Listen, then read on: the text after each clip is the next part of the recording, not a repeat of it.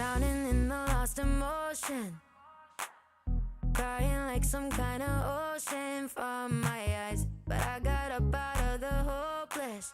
Yeah, I got over you last night. Wasn't it easy to believe I would be broken forever? Thought I would never see the light. You didn't need me, so I went looking for somebody better. Thought I'd be sadder, but I'm fine. Washing my tears away, I watch my heartbreak go down the drain.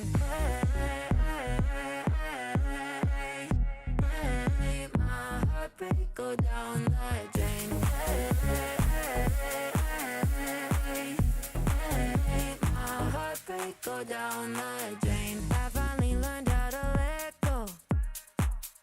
I don't even feel the echo of your touch. I've never been so in control. Only love I need is mine. But wasn't it easy to believe I would be broken forever? Thought I would never see the light. You didn't need me, so I went looking for somebody better. Thought I'd be sadder, but I'm fine. Washing my tears away, I watch my heartbreak go down the drain.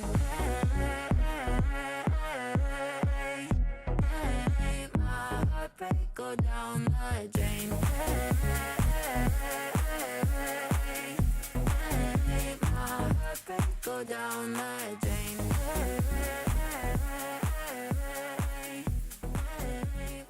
heartbreak go down the drain.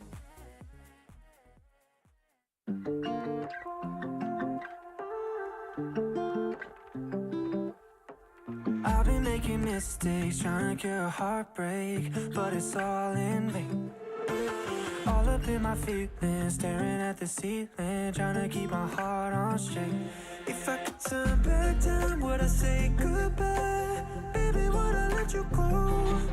Could you tell me why I keep switching sides? I don't really know, so please forgive my bipolar heart, baby. No medication can save me, save me. So back and forth lately, keeping you waiting. Please forgive my bipolar heart, bipolar heart, bipolar heart. Every little thing is confusing me, almost like the pain is amusing me. Well, am I wrong or right? Should I fight or flight? Sometimes I wonder if I'll even make it through the night. Cause I hold you tighter when you let go, not change my mind when you get too close. If we light this fire, will it go cold? Go cold. Please forgive my bipolar heart, baby. No medication can save me, save me. So back and forth lately, keeping you waiting. Please forgive my bipolar heart, bipolar heart, bipolar heart. If I could turn back time, could I make things right? If I could turn back time, could I make things right? Oh, if I could turn back time, could I make things right? Wish I never let you go. If I could turn back time, could I make things right? Wish I never let you go.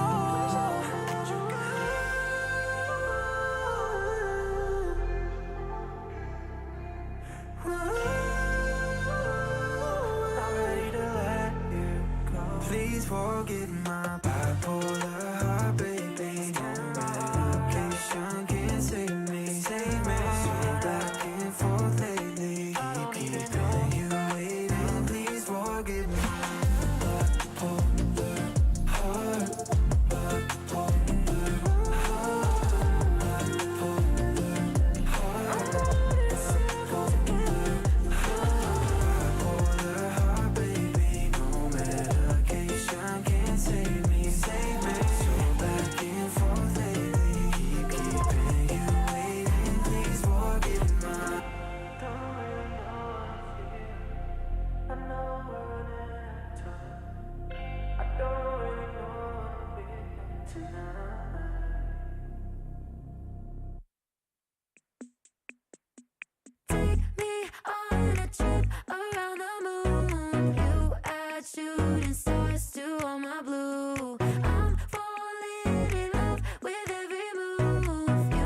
something to lose. Baby, all I need is.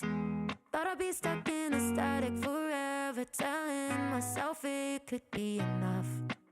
I didn't know that I was looking for something to jump until I jumped into us. Now I'm wrapped up and you can't deny it. Hit me like a hurricane of lightning. Baby, if I'm dreaming, don't you wake me up, up, up. Need you in my lungs. Take me on a trip around the moon. You add shooting stars to all my blue. I'm falling in love with every move. You give me something to lose. Baby, all I need is. Give me something that I can lose. Baby, all I need is. Yeah, I was born to be the greatest. Yeah, I was born to be your favorite. Look, Ma, I'm on the billboard, I made it. That's what I dream every day, so I say it. Yeah, hey, but I'm humble, Kendrick. Straight out of the jungle, I'm fearless. Yeah, hey, but you win some, you lose some. I'm about to start the show. You try to knock me down, you try to take my crown, but look at me now. Yeah, look at me now. Look at me now. Yeah, look at me now. Hey, you cannot stop me. You cannot stop me. No. Hey, you cannot stop me. You cannot stop me. Go. Africa TV, Freak Up Studio, live. 2022 GSL Season 3.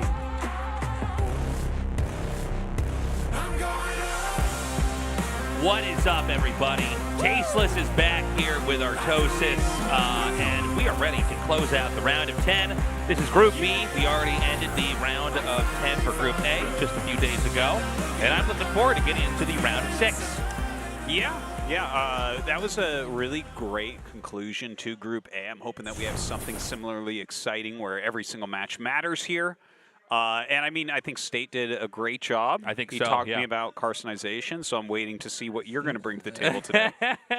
I was actually in the audience for at least part of the show, but I was listening to you guys. I got to talk about that whole experience of actually not doing the show, but being in the show and watching it. I'll wait until we get into the game because I have a lot of stuff to say about it. But yeah, it's better to do that during the game. That's for the first few minutes when nothing happens, then I can hop into that, and then then we'll go from there. Totally. No, but it was an excellent show the other day, and again, it's been an exciting season so far. It has, and I mean, everyth's turned on its head, right? Right. Rogue is gone, Trap is gone, Dark got eliminated. Yeah. We have all this crazy stuff happening, but like people are filling those voids, Yeah, it does seem like the landscape is changing a little bit here. Pretty dramatically, I think. Yeah, with who's out on top. It's been an exciting year overall for StarCraft 2. Seeing Creator almost take the whole thing. Yeah. And then seeing Hero come out on top versus Maru. And I think really when Hero won, that is a big pivotal moment in the history of GSL. And I'm curious to see how things play out from here on out because, Hero's still very much so looking like a threat, as we can see here. And you can see exactly where they're at right now. Whoever gets third place today is going to end up going up against Gumiho, and loser that is out. Winner goes on to play the loser of Hero versus whoever gets second. Of course, the winner of the group is going to be in that round of 4 already. This is. I do like the round of 6 thing. I like tiered brackets like that. Sometimes tiered brackets go too far when there's 10 tiers or something, It's like, well, now we have 7 players and the final guy only plays 1 match. I'm like, wait, isn't that actually worse than maybe being the second final guy because you're not even warmed up? As long as they're in the mix, throughout the tournament. I agree. I think this is the right size tournament where each layer of it is kept a little bit different and fresh. But I think if you end up with stuff like 64-person tournaments or bigger than that, then you try to make it this own weird labyrinthian model. That can be not good. Mm-hmm. So here's our matchups for today. As you can see, we got a lot of fun ahead here. And yeah, man, we're going to start this off with ByuN versus Creator. Yeah, man, again, Creator, I think for me, the player I'm most interested in following here to see if he can come out. I mean, Hero taking it last season was incredible, but the fact that we have another Protoss player who's also done very well and did have his own style, and he played amazingly in Season 1. he kind of freaked out in Season 2. I think the pressure got to him, but Season 3 is the moment to really recover from that and maybe go forward here deeper into the season of GSL. And who knows, maybe take the whole thing. Yeah, who knows?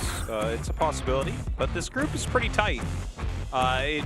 Anyone can still make it out for sure, even this man, ByuN. The thing is, he's at the bottom of the group. It doesn't feel like he really should be. He should have beaten Maru, remember? Like, ByuN really did have Maru. So, kind of crazy. I mean, the whole group would really be on its head if ByuN had taken that series. But, yeah, just looking at it, it's actually like closer than Group A was at the beginning of Group A for day 2. So, yeah. I mean, today I think it's just going to be as good, if not better. I think so. Could be very close. We could have to go into looking at our rules for these groups and figuring out how we decided from there. Yeah. We'll keep you guys updated on that as we get through, series after series. We're going to have a better idea if we're getting closer to that or maybe further away.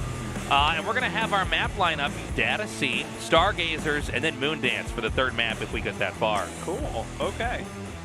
Data Seed, that's going to be a pretty big map there. Let's see what ByuN has planned for it. I really don't know what to expect out of ByuN right now. It really feels like he's quite up and down with his play. Sometimes looking like his old self, sometimes a little bit less. All right, guys, we're ready to go into Game 1 and start this best of 3 as we start to cement the positions here for Group B in the round of 10, deciding who will survive on into the round of 6, who gets knocked out of the GSL.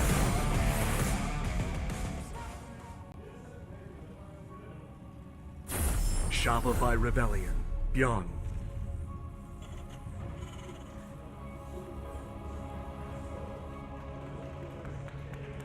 Okay, so we have an SCV already out on the map. And it's going to be one SCV coming out. I don't see a second departing from ByuN's base here. Yeah, not too surprised about that. Like, if you go double proxy racks against Protoss, that's not that common. No, you know? no. It's much more common to just do, like, a proxy racks into factory. Mm-hmm. Now, for Creator over here, he's getting his gate and his gas. Again, that doesn't tell us much yet for the matchup itself. Excuse me. So we're going to need to have a little bit of time to see where this game goes, but going to be some aggression coming out here from ByuN with the double gas and the barracks out on the map. Welcome, guys, to the studio. Good to have you here. Fun to see people coming down in the audience and, some people revisiting, who are here for a while or who live here. And then a lot of new faces. Every day there's a GSL. Yeah, that's very, very true. We've had big audiences. It's great to meet everyone afterwards. By the way, that was an insane online record between these two. 117 wins for ByuN, 62 for Creator on their online matches. That's actually insane how much ByuN plays. Yeah. But look, I want to mention that I think that ByuN's opener here, I like it. The fact that he's opening at least with something a little bit aggressive. We talked about this because if I'm recalling correctly, Creator played against Cure and against Maru last week, and we liked how Cure kind of dictated the game and tried to screw him up early because he is an emotional player, and then Maru did not. Yeah, and those that's a good point. series went very one-sided in each direction, right? So I like that ByuN is opening up with something a little bit aggressive here against him. Look, he's going to get a probe to start. Like, that's... Didn't Cure get 4 probes or something with the Reaper? 4. And now 2! Are you kidding me? 2 already? Already? Is he going to try to kamikaze on top of it? He's going to stay out of range. The heal's going to start up in a second. Oh, my God. Oh my God. All right. Still, though, that was good. That was high quality. He got good damage with it. There wasn't much to scout, but at least you see that there's nothing there to scout. So this was a great opener from ByuN, I think. Yeah. Good start here. Again, not an insane lead, but, a very tiny little victory here to start things off. And we're going to watch and continue to see this game develop here. And it looks like another Reaper's going to come up here, try to scout, and, of course, be blocked out. But he is going to see that Stargate there. Yeah, nice little scout. And we'll pop back towards his base now. Cyclone on the way here for ByuN. Getting ready. Starport finishes up. We'll see if he goes Viking. Yeah, there it is. So that really great combo of Viking plus Cyclone. not too likely to have the Oracle do much damage to you when you have those 2 units at home. Sortosis, I was in the studio on Monday with my dad. Yeah. And it's so crazy being in the audience and watching and listening. Yeah. Compared to what I'm used to and the whole feel of it. I always thought that everybody in the audience could probably hear us just shouting or speaking loudly. No, you can't hear anything down there. Oh, really? Yeah, it was wild. It's really loud. It's like, yeah, it's loud, but it feels quiet, if that makes sense, because people aren't really talking to each other. If they are, they're whispering. Oh, okay. Very different feel. I'm Wow. sure a lot of you guys who have been here kind of know, but for me, I'm like, we're up on this balcony and, you know, I feel like I'm shouting. I feel like you're speaking loudly and clearly, but then when you hear, you're like, oh, I mean, occasionally I'd hear faintly what you're saying, but yeah, if you don't have those headsets, you can't hear anything. Not. That was wild for me. That's really interesting. Well, I mean, I went to some OSL and MSL and Pro League stuff when I first got out here. Yeah. So I definitely I've been in live audiences, but obviously nothing for like StarCraft 2. I've always casted that. Right. Huh. I was in those live audiences, but it was so far away, and it was just such a weird experience because I was such a fan of the game itself. But yeah, having been down here for a while. By the way, a little Cyclone drop here. This is kind of a funny interaction we've got. Yeah. Okay, so he's going to kill that. I don't know what to make of that maneuver there by ByuN. Double Cyclone drop that it ends up just losing a Cyclone. Like, I guess he wanted to come on top of the Stargate and kill anything that popped out of there and kind of shut him down, but it totally backfired. Seems like Phoenixes in general are just very good in this situation. Yeah. Very strange to see that. Well, it doesn't work out for him. Gets out of there. It's not a big deal to lose one of the Cyclones. Like, obviously he made 2 looking for something there, some sort of damage, and it didn't work out, but not game ending. We have that 3rd Nexus coming up right now for Creator, as well as going into that Colossus tech. Double eBay for ByuN. Yeah, ByuN going for the long haul here. Going to be powering up for a little bit, trying to get that 1-1 out here. And look, the pacing of this so far for the matchup has been pretty normal, right? I mean, we've had some funny interactions with the Reaper early on, and we had that little duel with the Cyclones versus the Phoenixes. But ByuN's going to be powering up on these 2 bases for a little while here, while Creator's going to be trying to get set up onto 3. He's going for Colossus right now, so he's trying to prepare to absorb huge amounts of bio units that would attack into him.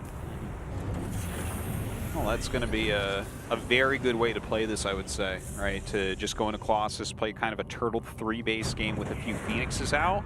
It's pretty foolproof. You know, it's a very old type of strategy as well. Yeah. And ByuN, like, I mean, he's going up into 5 racks right now, isn't he? Yeah. Wait, yeah, okay. Is it more than 5, actually? I'm not sure. I think he's going into 5 at the moment. He has 1-1. The thing is, he's definitely going to expand to his 3rd. Like, you wouldn't start. Well, I don't know. Maybe it's like some crazy new build where he's like, well, I want 1-1 with my 5 racks push, right? Because like 2 base, yeah, he's going to go ahead and land the command center. But it looks like it should be a big macro play, right? Like, it looks like anytime you see someone get 2 upgrade structures, they aren't getting it for 1-1, they're getting it for 2-2. Right. Okay, because 1-1, it doesn't make sense. You could optimize in a completely different way, and it would be, you're not going to have enough units, basically, when 1-1 gets out for how much you spent on the upgrades. So he's going to go ahead and expand. He's just chilling, powering up, which I think is exactly the right way for him to go about this. That armory coming up now. 4th Nexus gets started.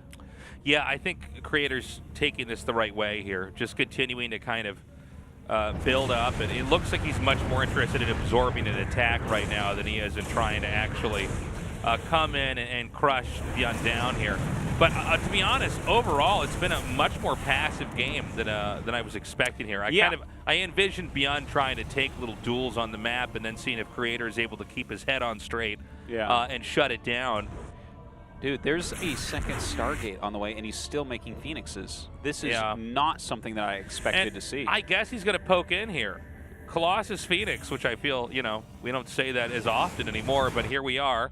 No, his army's terrible for poking, though. I feel like that's the case. I mean, he doesn't have a lot that could stay in the front. This is kind of a style from a different era, so to speak, that we don't really talk about.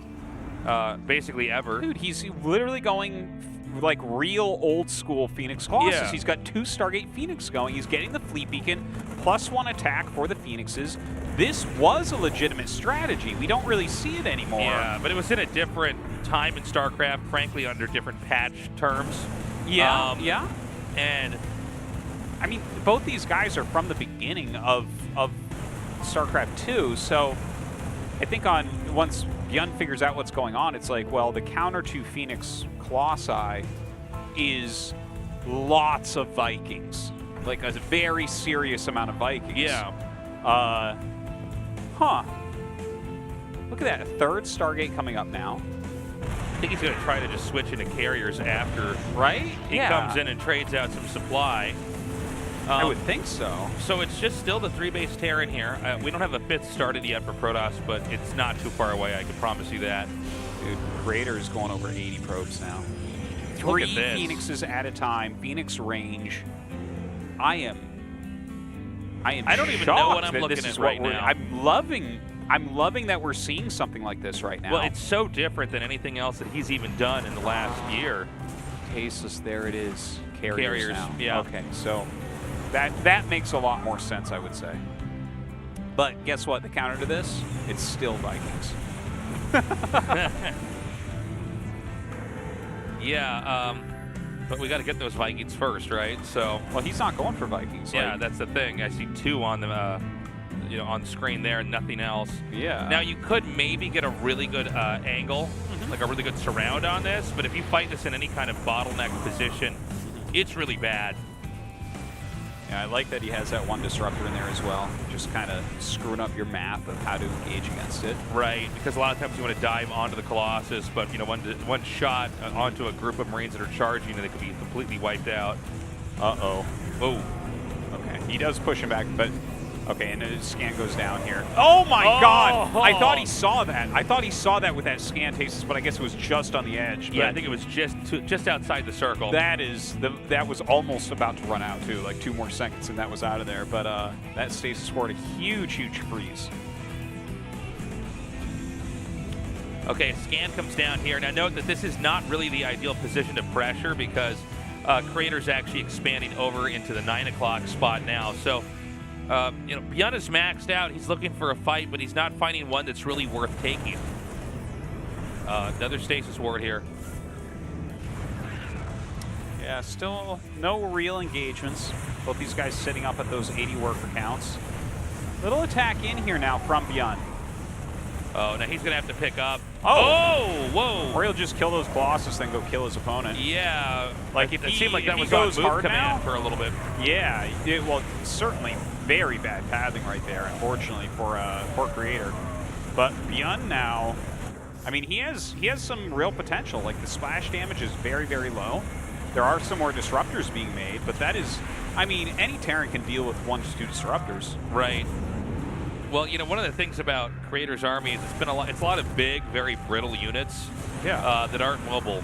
And so we're seeing kind of the punishment of that here now where Creator has, a 1/4 of the map as far as expansions go. And, frankly, it's kind of hard to catch up to where these units are going to be. When they get there, this is exhibited over here, they kind of get chased out, but then what about an attack over here like this one now? And so he's doing this juggling act very nicely. Kind of a funny moment. I'm like, is this thing just going to live? Dude, he almost saved it there. A little bit too late. A couple more starports going up here for ByuN.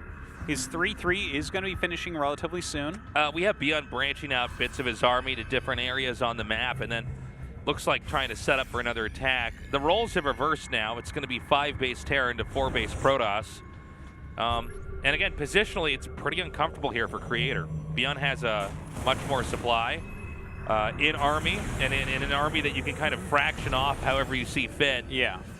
You can make this into, 1 big army, or you can put, 4 different little armies hitting different spots. And I think this is probably where we're going to see Creator get into a position that he can't recover from. Yeah, it feels like he can probably hold about 4 base, but anything beyond that, ByuN is punishing pretty quickly. One thing to note is that Creator's composition is getting much, much better, whereas ByuN's is staying of about the same quality, right? Like, he's able to retain his max, He's doing a great job, economically speaking. But yeah, as the carrier count increases, that comp becomes much better. Yeah, this is rough, man. Creator is recovering, you know, by making supply here, but again, I don't see how he has growth as something that he could be kind of participating in here. If you look at the mini-map away from this fight, but coming down, there it is, in this attack over here, you know, we're at the point in time where it seems like ByuN can kind of both do this and keep growing on the map, and he's trading some units out, but what he's taking out are these like really important units. Yeah. I think there's no more interceptors in there, right? Yeah, I mean, this is... He shredded them. Well, you know, I got to say, questionable unit composition from Creator to go with. You know, you get moments like this, you go, oh, this is exciting, this is different, GG. But then you say, oh, that's why we don't have Colossus Phoenix anymore here. Yeah. Creator certainly unhappy with that. It felt like he was okay in the beginning, and then those two Colossus pathed very poorly. And he just lost 2 for free. Remember that? That's when ByuN just started hitting everywhere, which was obviously a great choice. But without that consistent splash damage, Creator was relying upon just a few disruptor shots here and there to complement his carrier-based army. And it's like once your interceptors go away, it's just, I think you need more splash. You need more consistent splash there, which he just didn't have. Losing those 2 Colossus, I think, was really key, and I don't know how the game would have looked if that had not happened. Creator looking a little bit miffed right now. Yeah. Again, he's his biggest opponent a lot of times, you know. He's got to fight his own demons, but he needs to, I think, play much better going into Stargazers. I mean, ByuN basically played a pretty clean game. Didn't even really have the composition you want in that fight, but knew to kind of branch out and cause enough small fires everywhere where Creator can't put him out, and eventually the whole game burns down for him. Yeah, I think that's a really clear example of ByuN outplaying Creator. Like, in every way, really. Like, he played pretty basic overall. He actually even, like, opened up looking for the later game, right? Like the double eBay and everything. Right. Lands the third, just sits for a little bit, doesn't waste units, gets up to a good mass, and then starts moving around. Very well played game from ByuN. But Creator certainly making some mistakes, using a questionable, older strategy. See if he's able to fix something here going into game 2. Yeah, well, he has to, or he's going to be losing this first series. Our game is now loaded up, guys. Stargazers for map number 2 in this best of 3. I can do this all day. Believe me when you hear me say, I can do this all day.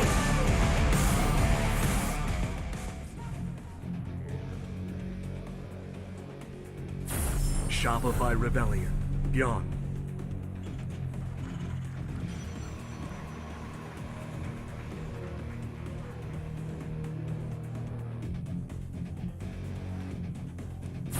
Team NV, Creator.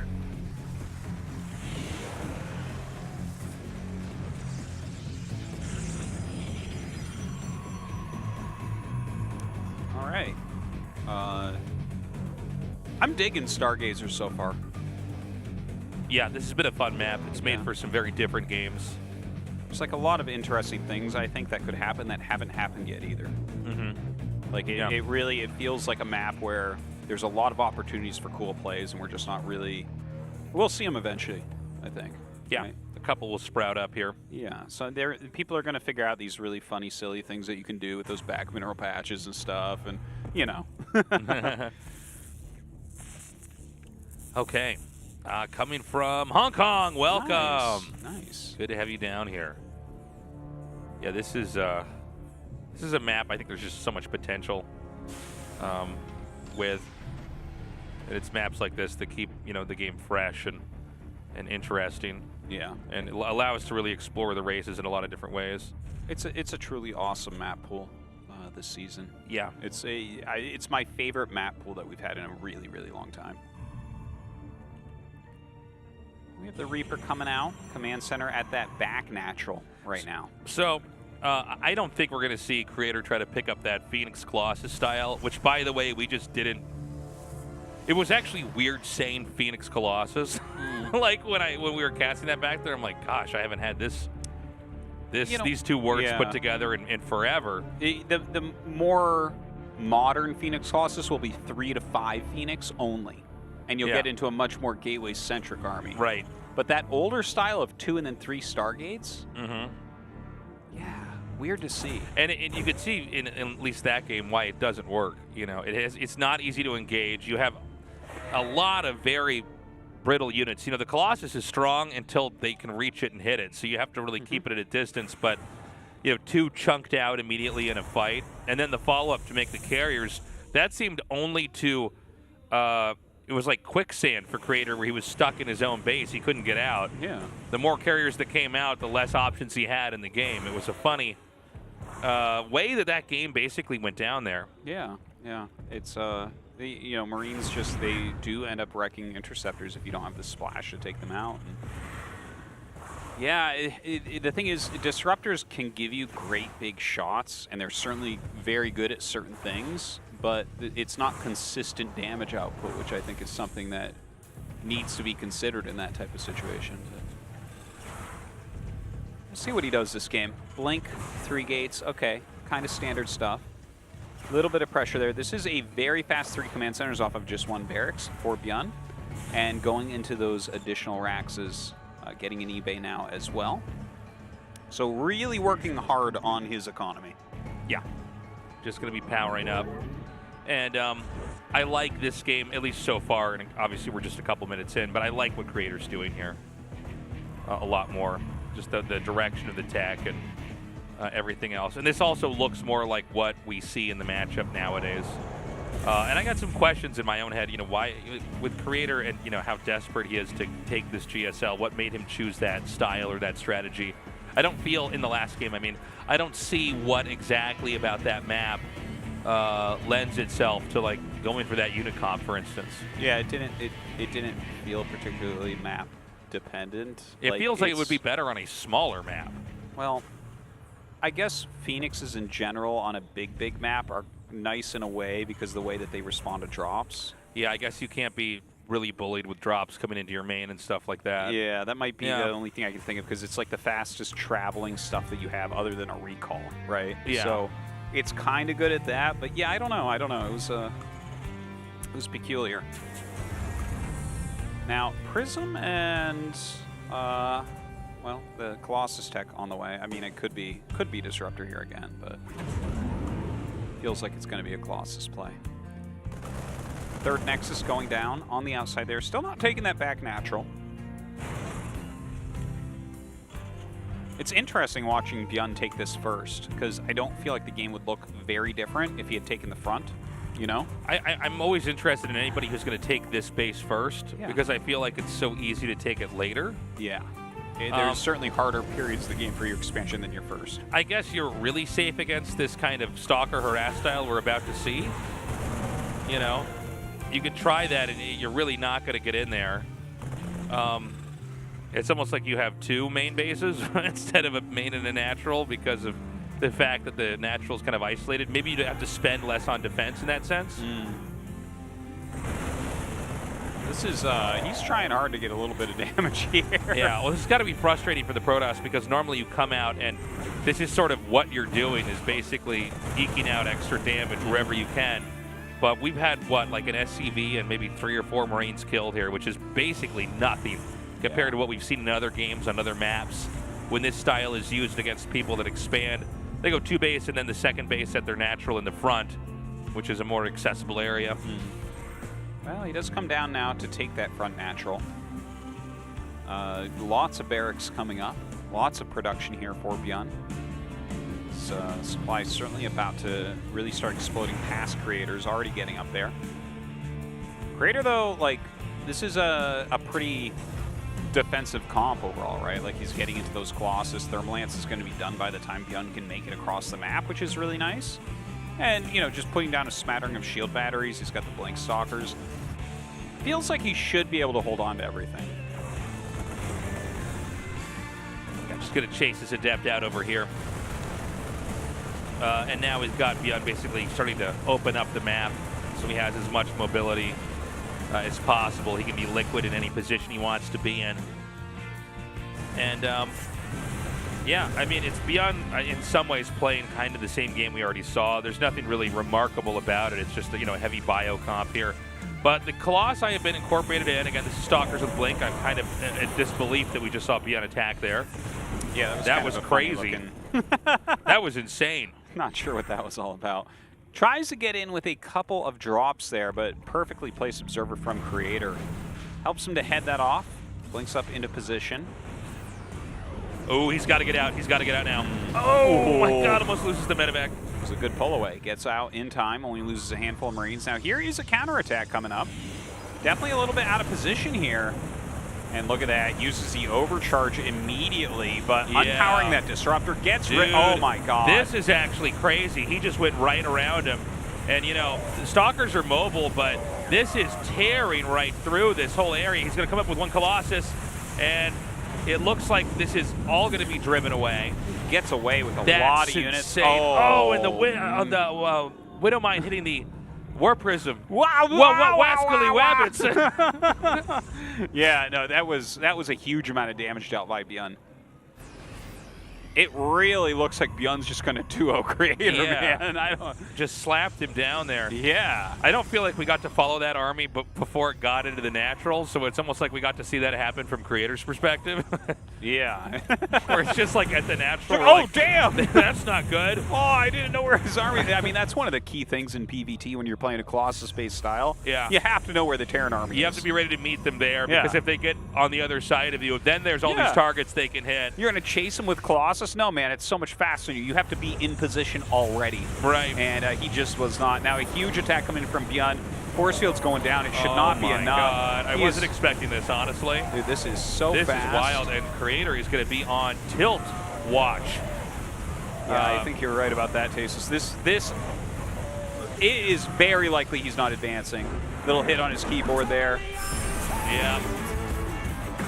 Yeah, very clearly frustrated. unhappy. Man,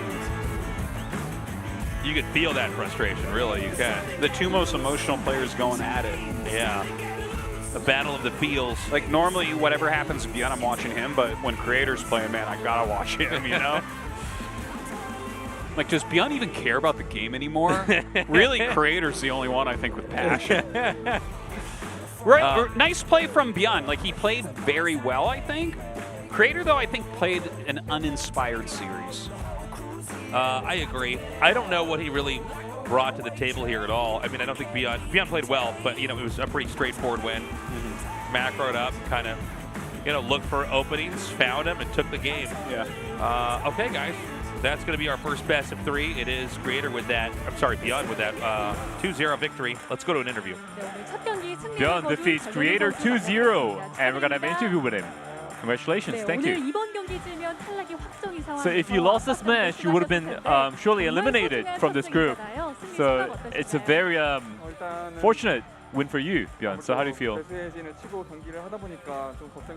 I was quite worried coming to the series, but I did prepare a lot, and then I played like I prepared. And I don't think my condition was that bad today.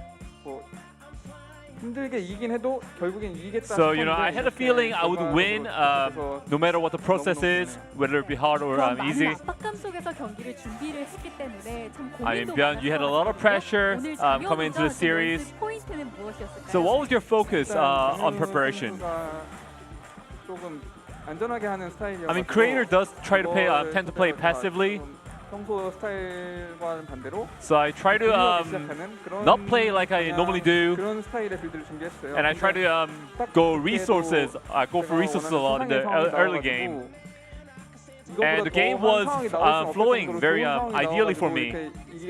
And then I think that was how I was able to win today. And when Creator was going to go for the 4 Stalker drops, the Marines were ready to counter them. So what was that about? I mean, I didn't anticipate it, but I did kind of think that he would actually make the play. But I did, I did know that he was going to go for the Blink Stalkers strategy. And I think I was able to defend well and overall. I mean, a 2-0 victory, ByuN. I mean, this is very fortunate compared to week 1. I mean, ByuN, your match against Maru in week 1 was worse than your match in TSL. So it was a very unfortunate loss for you. So what went on through your mind after that loss? I mean, while I was playing against Maru, I thought I would never be able to lose to him. But when I watched the VOD, you know, my situation was really a lot worse than I had expected. And then, you know, I made a situation where I was like, it was impossible for me to lose. But then when I lost that game, you know, I had a mental breakdown.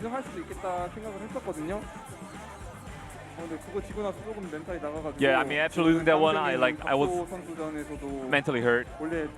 And then I was preparing for the all-in builds a lot after that match. I mean, the reason why I talked about the TVT match is because you have a match against Cure coming up today. So there's a TVT match remaining. So anything you want to say? The last time I went to the round 10, I started off with 2 losses in week 1, and in week 2 I gained 2 wins. So hopefully I get to have another interview at the end of the day today. And for the TVT match, just like TVP and TVZ, I prepared a lot. So as long as I can play how I prepared, I should be able to win. And even if I lose, I want to put up an unregretful match. Well, ByuN, we look forward to your next match. Congratulations. Thank you. Thank you so much, Andy. Excellent work as always. Guys, we're going to be going to a break in a second here. And when we return, it's going to be a TVZ, Maru versus DRG, as we move on into the second best of 3 of the night here in the GSL. We'll be right back.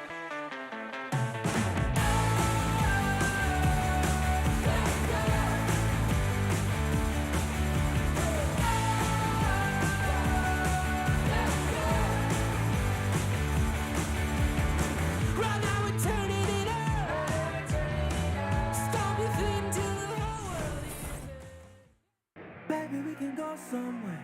We can get away from here. Pick a different atmosphere. Go to outer space and then fall in love with aliens. Leave the human race down there. Please don't be afraid, darling. Even if the stars are falling. Baby, you're a satellite like Aphrodite. You'll be a god. Offer you a sacrifice. We'll build an army. You'll be in charge. We'll get lost in Jupiter's halo, my love. Mission control is radioing to return. But when we touch down, it's like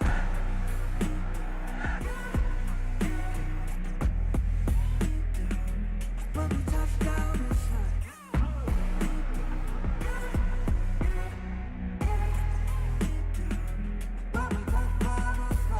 baby, we can go somewhere.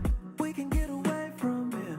Beam us up, we'll disappear to a different place where all the stars above are radiant. Dancing in the rain again, spelling out your name for them. And Venus is the name we're calling. Cause baby, you're a satellite like Aphrodite. You'll be a god. Offer you a sacrifice, we'll build an army. You'll be in charge.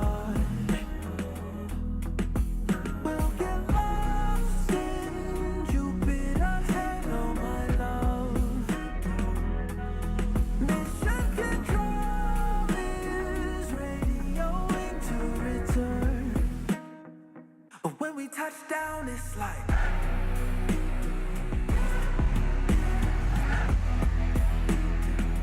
when we touch down, it's like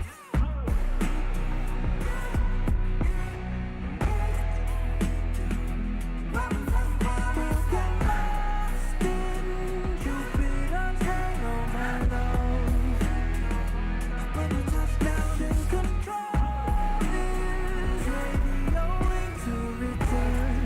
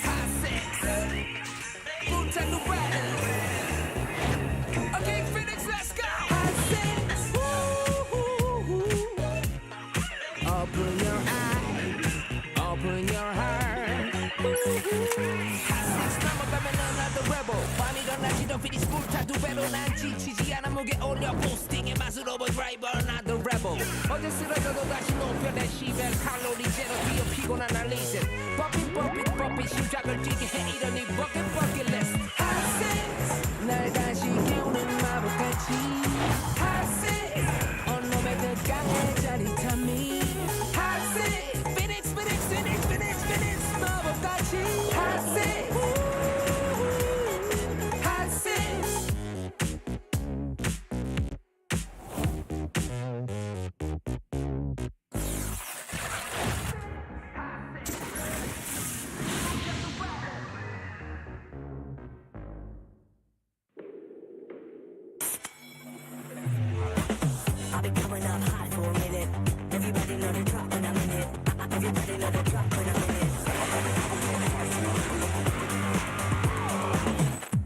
Up hot for a minute.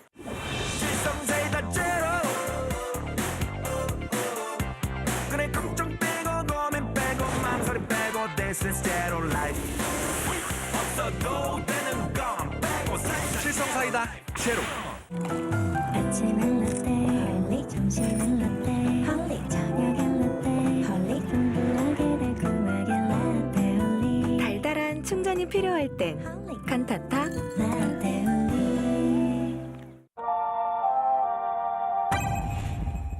상큼함 맥스 칼로리 X 맛있는 탕 제로 요즘 제일 탐나는 제로 탐스 제로 같이 떠나볼래? Today's matchup. Maru. Cure.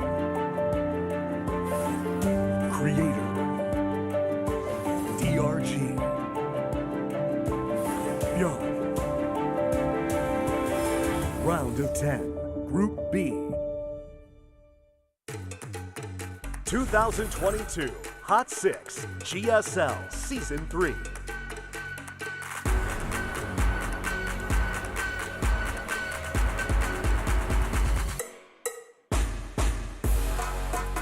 Welcome back, everybody. Thank you for your patience. It's time to go into the TVZ of the night. Maru versus DRG coming up. And look, I mean, this should be a pretty epic one. I think 3 games is realistic. I think if it's a 2-0, then Maru took it, right?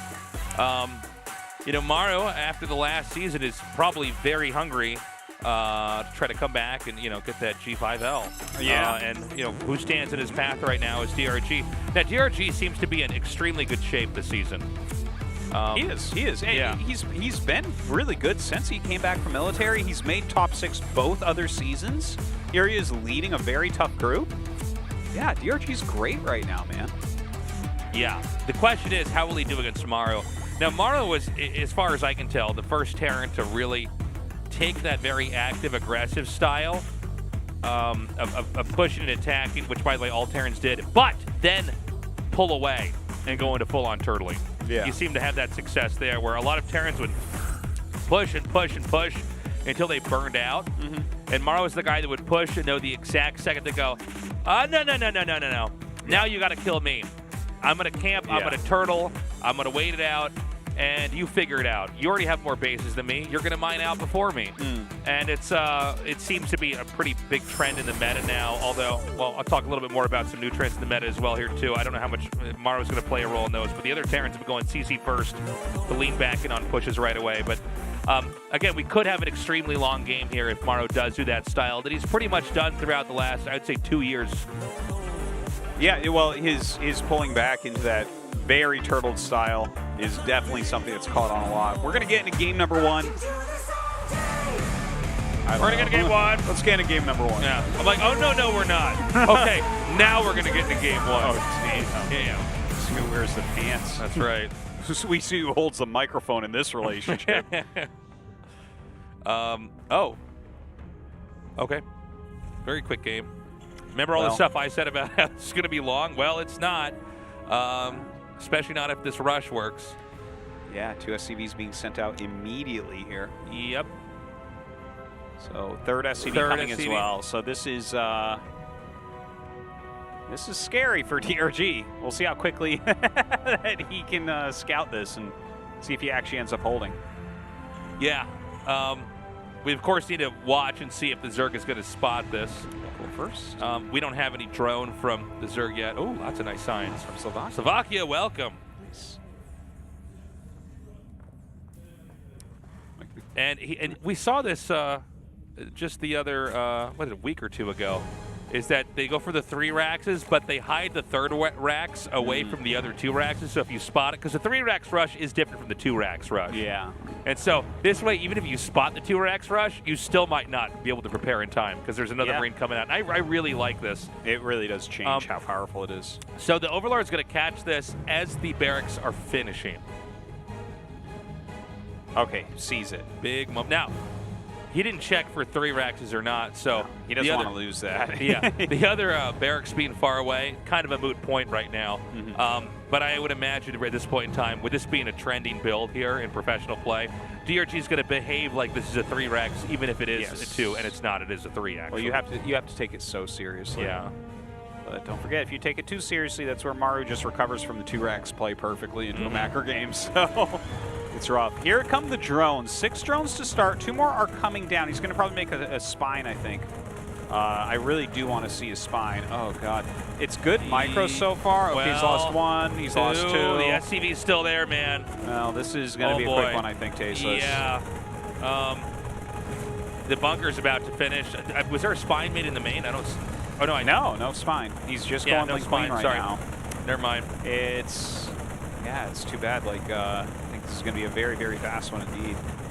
A lot of lings being made.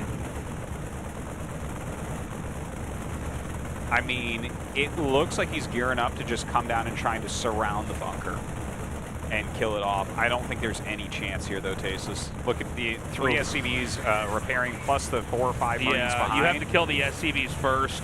It's going to be way He's too much targeting down damage. the drones. 1 SCV still alive, just now killed up. Oh, my God. Yeah, that's... I think that could be the end here. It wow. might be. It might be. Maru with just perfect targeting here as well. Knows he can shove in. Targets down the Queen. The last Queen's going to bite the dust. GG. Maru takes it.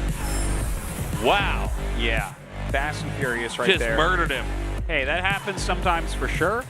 Maru is the best at these proxy racks plays, and DRG, you know, he scouted a little bit late. He was a little bit greedy on the pool timing, right? He went into gas and everything, made an extra drone. So, it happens. It happens. That was pretty one-sided, though. I wonder if Maru's just going to do something like that again, because we're going into Data C next, which is kind of the hard map out of the 3 that he has to play. Good DRG. Yeah. The frustrated smile. You know, these proxy barracks plays in StarCraft 2, this is like, DRG's been a pro for like 12 years. Just about. You know how many times he's lost to that in tournaments? It's like unbelievable the amount of time. So I think all he can do is smile, because it's like, this is just like a repeating thing in his life. Yeah. All right, guys, game 2. Let's go.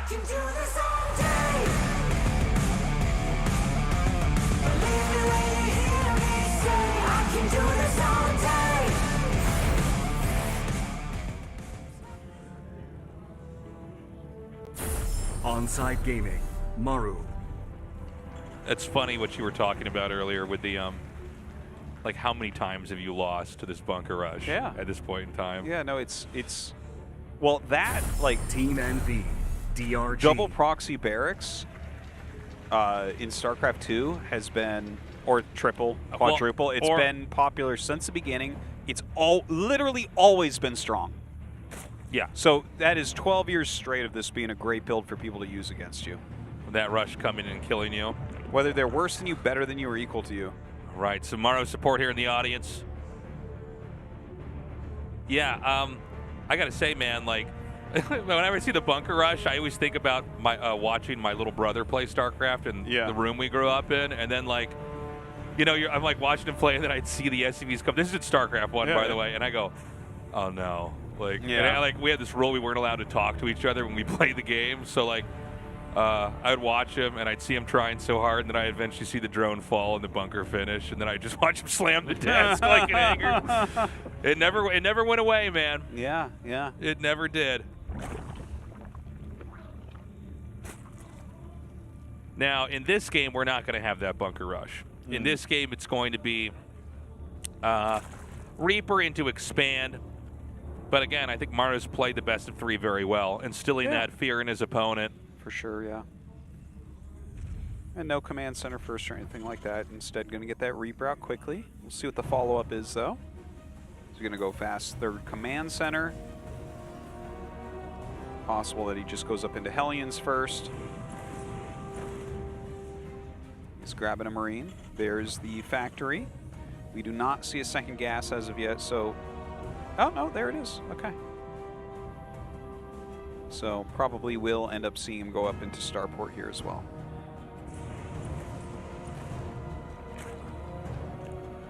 Okay, Reaper's going to come down now. And looks like he's going to get a drone kill. Oh my god, just barely saves that one there. And, you know, like we've said a million times before, this is probably the most tame part of a StarCraft game is that Reaper dance. It's the reason we don't really play-by-play it too much. While the Reaper is running around and killing one Zergling Tasis and then going out to regen. What does your dad think of being in the studio and seeing what this stupid job of yours is? I think he's impressed. Yeah. But I think it's overwhelming coming into the studio and, you know, sitting down and then showing him the production room upstairs and seeing how big it is and stuff. Yeah. I mean, he was aware of what I did before, but, you know, every other time I do a show out here and I try to show him where it's at, he can't speak Korean. It's hard to navigate. It's hard to find. Yeah. So that's why I wasn't casting the other day, guys. I was like, all right, I'm going to actually walk him in there. I can, like, sit him down in the chairs and, you know, introduce him to the makeup artist and our producer and stuff. Yeah. But it was cool. I mean, I think he was proud. It was cool to show my dad that. Nice. How wholesome. Yeah, it was nice. But again, man, it's so weird to be like just in the if I'm not casting, to be in the studio and feel how different it feels and to be close to the audience members, but everybody's got their little headsets in and they're kind of zoned into the screen and stuff. And like I said, it's loud down there. Did they even notice that Tasteless was there? I think one person noticed me, but I was pretty sneaky. But yeah, I mean, just kind of seeing the audience members and yeah, I don't know, it's a cool experience for sure. No, that's cool. By the way, there's a second starport and a fusion core on the way. Oh, look at this. So we might be seeing double starport battlecruiser coming. Well, up, we had this. It also might be Liberator range. Oh, I bet it's battlecruiser.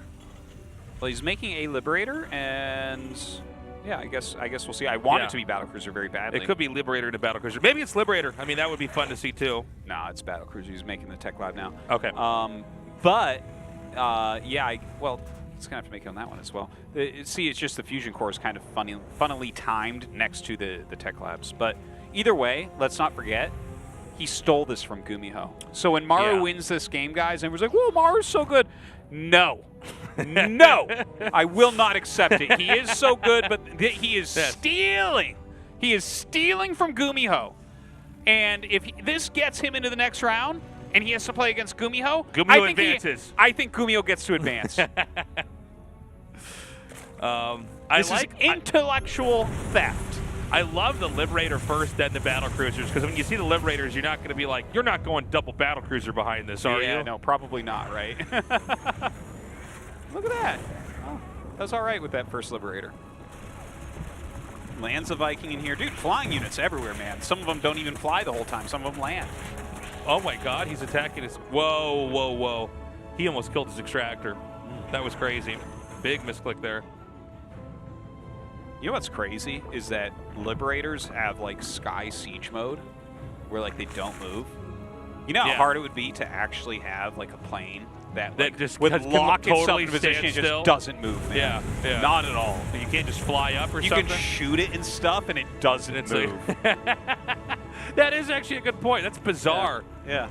Just locks itself. Yeah. It's like, wait a minute, I think the technology here is actually a lot stronger than what we're using it for. Are we going backwards now? We have planes now that can fire but can't shoot? Wasn't that the whole point? All right, here we go. BC time. Ta-da! Let me finish that extractor off. Oh, man. I think this might not be a long series, Artosis. It we'll might see. not. I was expecting an epic one, but... Hella many queens down here. Hella many, dude. That is a lot of queens. Look at that Liberator flanking them. They have to turn around and fight the Liberator. Oh, and then the Hellions come in. My God. Oh, man. Now, does Gumiho get a bigger seed for getting another win in this group? That's my... Does his seed go up to, you know, the winner bracket in the round of 6? He's going for the layer. Well, that would be... I don't think that's a possibility, right? I don't think so. 2 more BCs are coming, though, Artosis. Oh, my God. Yeah, Yamato's almost done. Oh, dude, if he gets 4 Yamatos off... Oh. Yeah. Well, he can start to take out the queens down here. If transfusions are all going to be used up, the Hellions are going to come forward. Oh, man. Here comes the Viking, too. Oh, whoa, whoa, whoa. Okay, Lings come in. I think the SCVs can just pick this off. The Lings are a tier 1 unit. The battle cruisers are a tier 3 unit, Tasteless. Like, this game's over, man. I'm sorry, you're right. Yeah. Oh! Look at it. 2 more bounce BCs come in. Oh, I love it. Just wow, crazy. What a crazy game. Dude, Maru just dominating. GG, all right, that's that. That was even faster than the last series. That was so quick. Oh, my God. I feel like I'm not even warmed up yet for a TVZ there. Man, and Maru with a little grin on his face. Well, that was, like, I mean, that great play there from Gumiho, showing Maru how to win on Data C. And yeah, we're gonna go to an interview, see what he has to say about that. But that was so fast. That was so one-sided. DRG, like, don't forget, he's a human being. He practiced for this match, and like he didn't get to do anything he practiced for, man. Maru bunker rushed him, then did the weirdest 2-port BC, just killed him immediately. So DRG is sitting here, just wondering to himself. He's like, "Am I gonna advance or not?" Yeah. Who knows? Well, we're gonna go to that interview in a second here with Maru. Again, shockingly short. Cool game 2, though. Game 1 was brutal, though. Watch DRG go down like that. Anyways, let's see how he's feeling now that he's won another match in Group B. Wow, what a quick victory. Maru defeats DRG, and he's currently on 2 wins, 1 loss. We're going to have an interview with him. Congratulations. Thank you.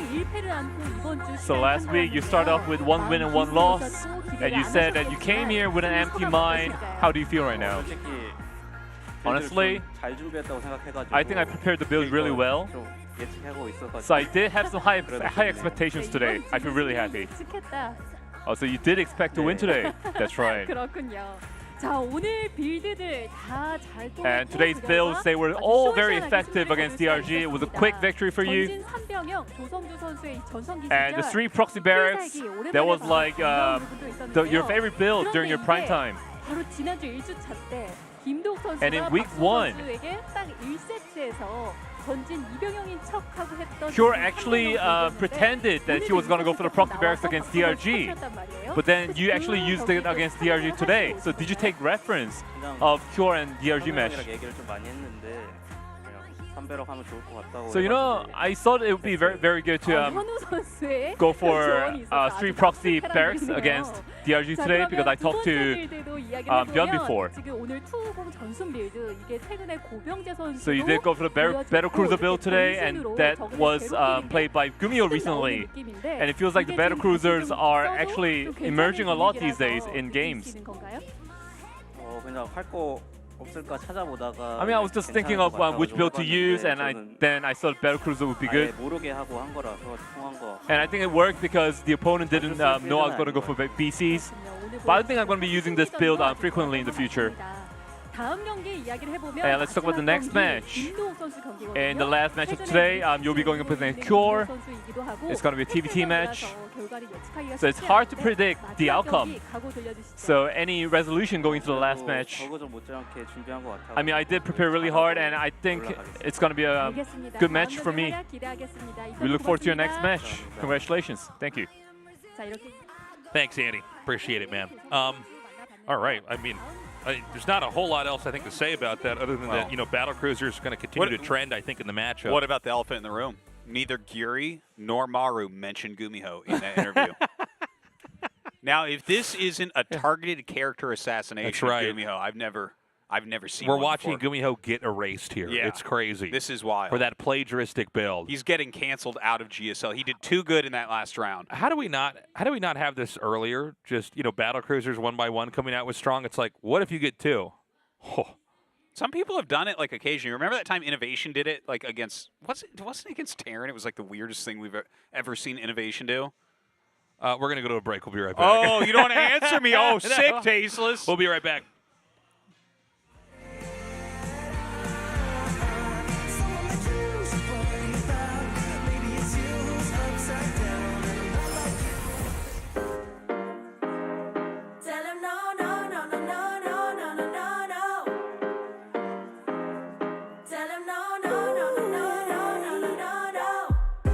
one trying to cater to all the needs.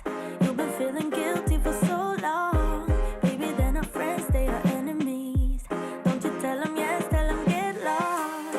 Cause every time you go and ask for help, they say sorry but I'm busy. So you end up doing it yourself. Ooh, hold up, baby, don't take it. It ain't friendship if they just fake it. You don't need to put up with their bullshit. Tell them no, no, no, no, no, no, no, no, no. Hold up, baby, don't stress it. It ain't worth it and you won't miss it. You don't need to put up with their bullshit. Tell them no, no, no, no, no, no, no, no, no, no. They don't have respect for your boundaries. Girl, you hit too close to the edge now. Only thing they got is toxicity. Think you need a cleanse, clear the shit out. You got the bags, but they ain't got yours. You've done enough, but they still want more. You've been a good friend down to the core. Oh, hold up, baby, don't take it. It ain't friendship if they just fake it. You don't need to put up with their bullshit. Tell them no, no, no, no, no, no, no, no, no. Hold up, baby, don't stress it. It ain't worth it and you won't miss it. You don't need to put up with their bullshit. Tell them no, no, no, no, no, no, no, no, no, no. Girl, it's time you put yourself first. Go and get the love you deserve. Stop by screaming out the word. No, no, no, no, no, no, no, no. Don't let anyone put you down. Stand up straight and hold your head up. Stop by saying it out loud. No, no, no, no, no, no, no, no. Yeah. Tell 'em no, no, no, no, no, no, no, no, no. Yeah. Tell 'em no, no, no, no, no, no, no. Hold up, baby, don't take it. It ain't friendship if they just fake it. You don't need to put up with their bullshit. Tell 'em no, no, no, no, no, no, no, no, no. Hold up, baby, don't stress it. It ain't worth it and you won't miss it. You don't need to put up with their bullshit. Tell 'em no, no, no, no, no, no, no, no, no, no. Hold up, baby, don't take it. It ain't friendship if they just fake it. You don't need to put up with their bullshit. Tell 'em no, no, no, no, no, no, no, no, no. Hold up, baby, don't stress it.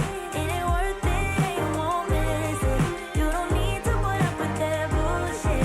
Tell 'em no, no, no, no, no, no, no, no, no, no.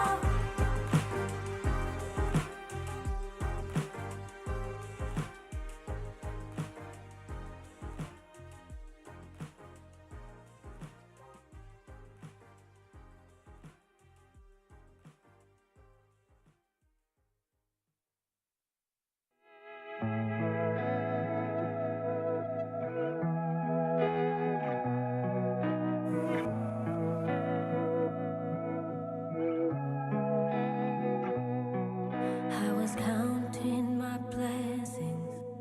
I felt beaten down. I was looking for a calling. Felt lonely in a crowd. I was searching for the answers. Too blind to see the signs. He was always by my side. He shed his light and picked me up. I'm safe in his arms. I found my bliss in the greatest love there is.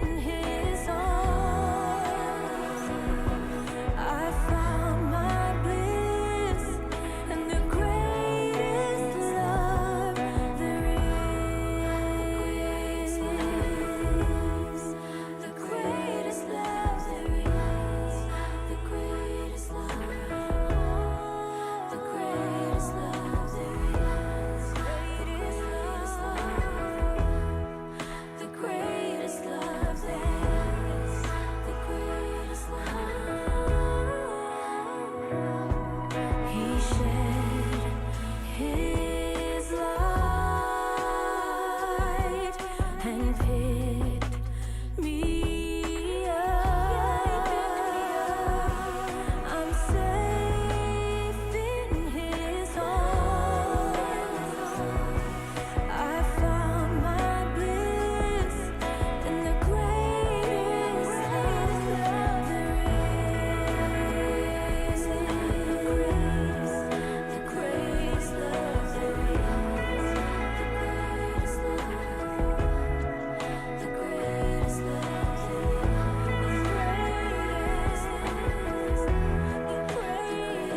love. I found my bliss in the greatest love there is.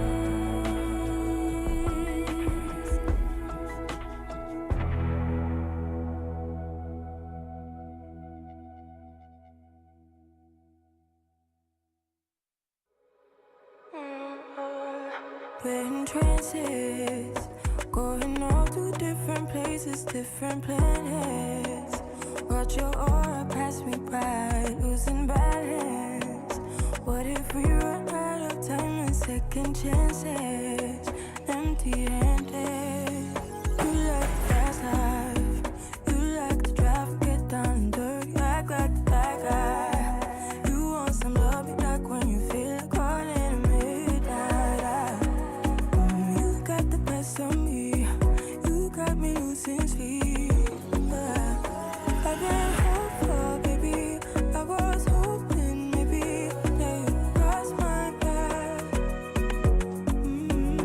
I've been sinking lately, and it's hard to move. Think I'm stuck on you.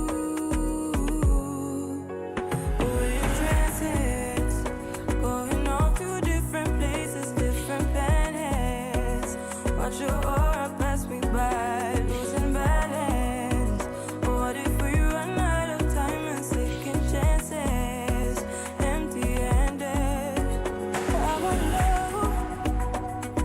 would you love me better if I go? I'm not home. I wonder, can we trust the stars above to let us know? I'd go.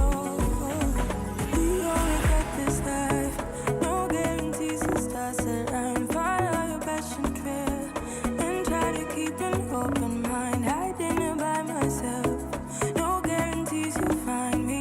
Said if it's faith you'll find me, leaving the past behind. We're in trances, going off to different places, different planets. Watch your aura pass me by, losing balance. What if we run out of time and second chances? Empty-handed. I wonder, would you love me better if I go? I'm not home. I wanna know, can we trust the stars above to let us know? I'd go. Whoa.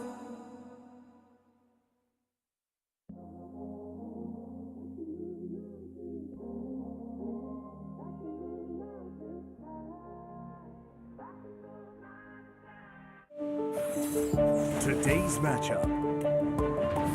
Maru. Cure. Creator. DRG. ByuN. Round of 10. Group B. 2022 Hot 6 GSL Season 3.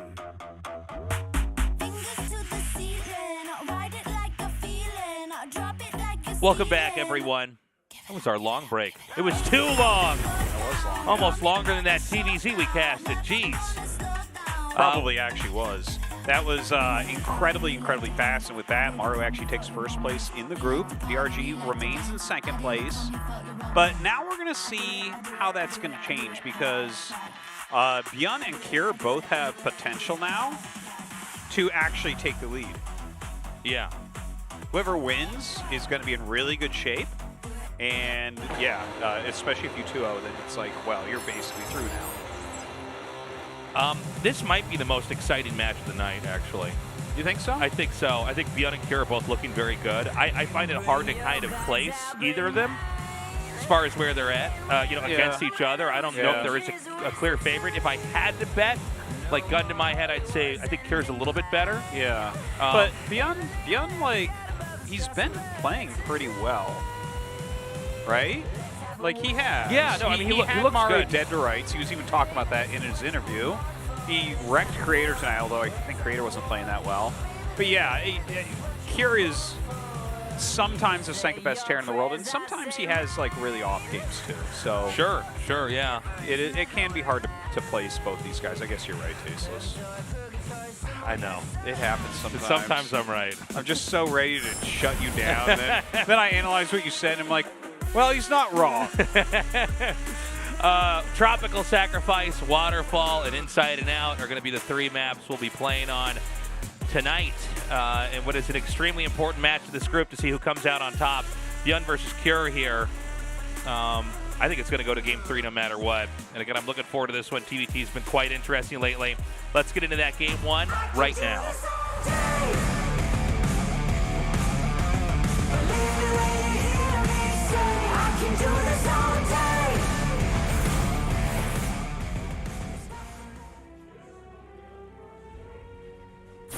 Shopify Rebellion, ByuN.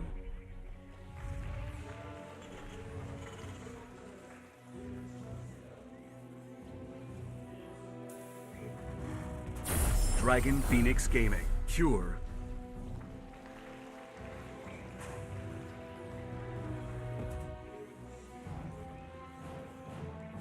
And yeah, TVT, we've been casting ASL at the same time as GSL for this time of the year. We don't often have the 2 tournaments totally overlap, but in this case they did. Some ByuN support here in the audience. Welcome. Man, as much as there are some similar ideas to StarCraft 1 and StarCraft 2 TVT, TVT and StarCraft 2 is so action-packed. It is. Beggar Terran, welcome. But yeah, it's such an action-packed matchup in StarCraft 2. It's so much, I guess, more fluid. You have that same kind of positional conundrum where it's like, okay, the no man's land is set up. How do you push through? But the fact that you can, I think, unsiege so quickly and that Marines are part of the army. I've just been enjoying casting StarCraft 2 TVT. Yeah, I think it's a great matchup. I do like the speed with which some of the engagements happen and how things actually can get broken and everything. And siege tanks don't just totally stalemate everything. Yeah. It doesn't just drag the game out like it does in StarCraft 1 as much. By the way, that sign that we just saw, it just like unlocked a piece of my brain that I haven't had touched in a long time. Yeah. Beggar Terran was like a very famous Terran player way back. I thought Beggar Terran was used by Nada. Was it he's Beggar Terran? Right down there? He's Beggar Terran. That's Beggar Terran. Damn. Oh, I thought it was a reference. Oh my God. Okay, so Beggar Terran has a mohawk. Now we know. Okay, because if I had to go to the police station and try to draw Beggar Terran before this, I would not have put a mohawk in the picture. Yeah. No. Well, this is. I'm like. I remember. Was that on WG Tour? Which I can't read your sign. You're trying to show me the sign, but I can't read that from there. It's the light is off. I don't have my caster binoculars out here, but because like I hadn't thought of this ID in 1,000 years, but now that he held up the sign, I'm like, I remember there was a Beggar Terran. It was on ladder. Yeah. So that's him. PG Tour. There we go. I was guessing WG Tour. Dude, that's crazy. All right, yeah, the font size gets bigger and I can read it. What do you know? All right. That is a blast from the past, man. That's trippy. That's wild. Welcome to the studio. Yeah. Beggar Terran. This is cool to have you here. Right there. Dude, no, I remember having a like what pops into my head was talking to a Sem about Beggar Terran about something I can't remember exactly. Yeah. But anyways, that's hilarious. Very cool. Welcome. Old school StarCraft Gosu's here. Finally getting your trek out to Korea. Thanks for coming by. Welcome. That's crazy. Okay, wait, who's what color? I haven't looked at this game once. Cure's red. All right, going for Stim. Got it. ByuN. Raven coming along. Yeah, okay. Wow. It's like, you know how you might like go to like a neighborhood and like, for instance, let's say that you've moved to a new part of the town or something, right? And you walk around a whole bunch, and then eventually you go in some other direction, and then you connect two different pieces of a map in your head, and it restructures everything. You know that feeling? I totally know that Where feeling. you're suddenly like, oh my God, because you feel your whole brain shift a little bit. Right, That's what I just had with that sign, and now I'm like, I can't even think. I'm like, I don't know what's going on in this game right now. Lay on the ground and someone's spaz making out. ravens tasteless. Someone put a towel in Artos's mouth. He's freaking out. Yeah. No, it's funny. You know, the game has such history, and these people that competed in like totally different eras, right? Yeah. How old are you when PG Tour was out?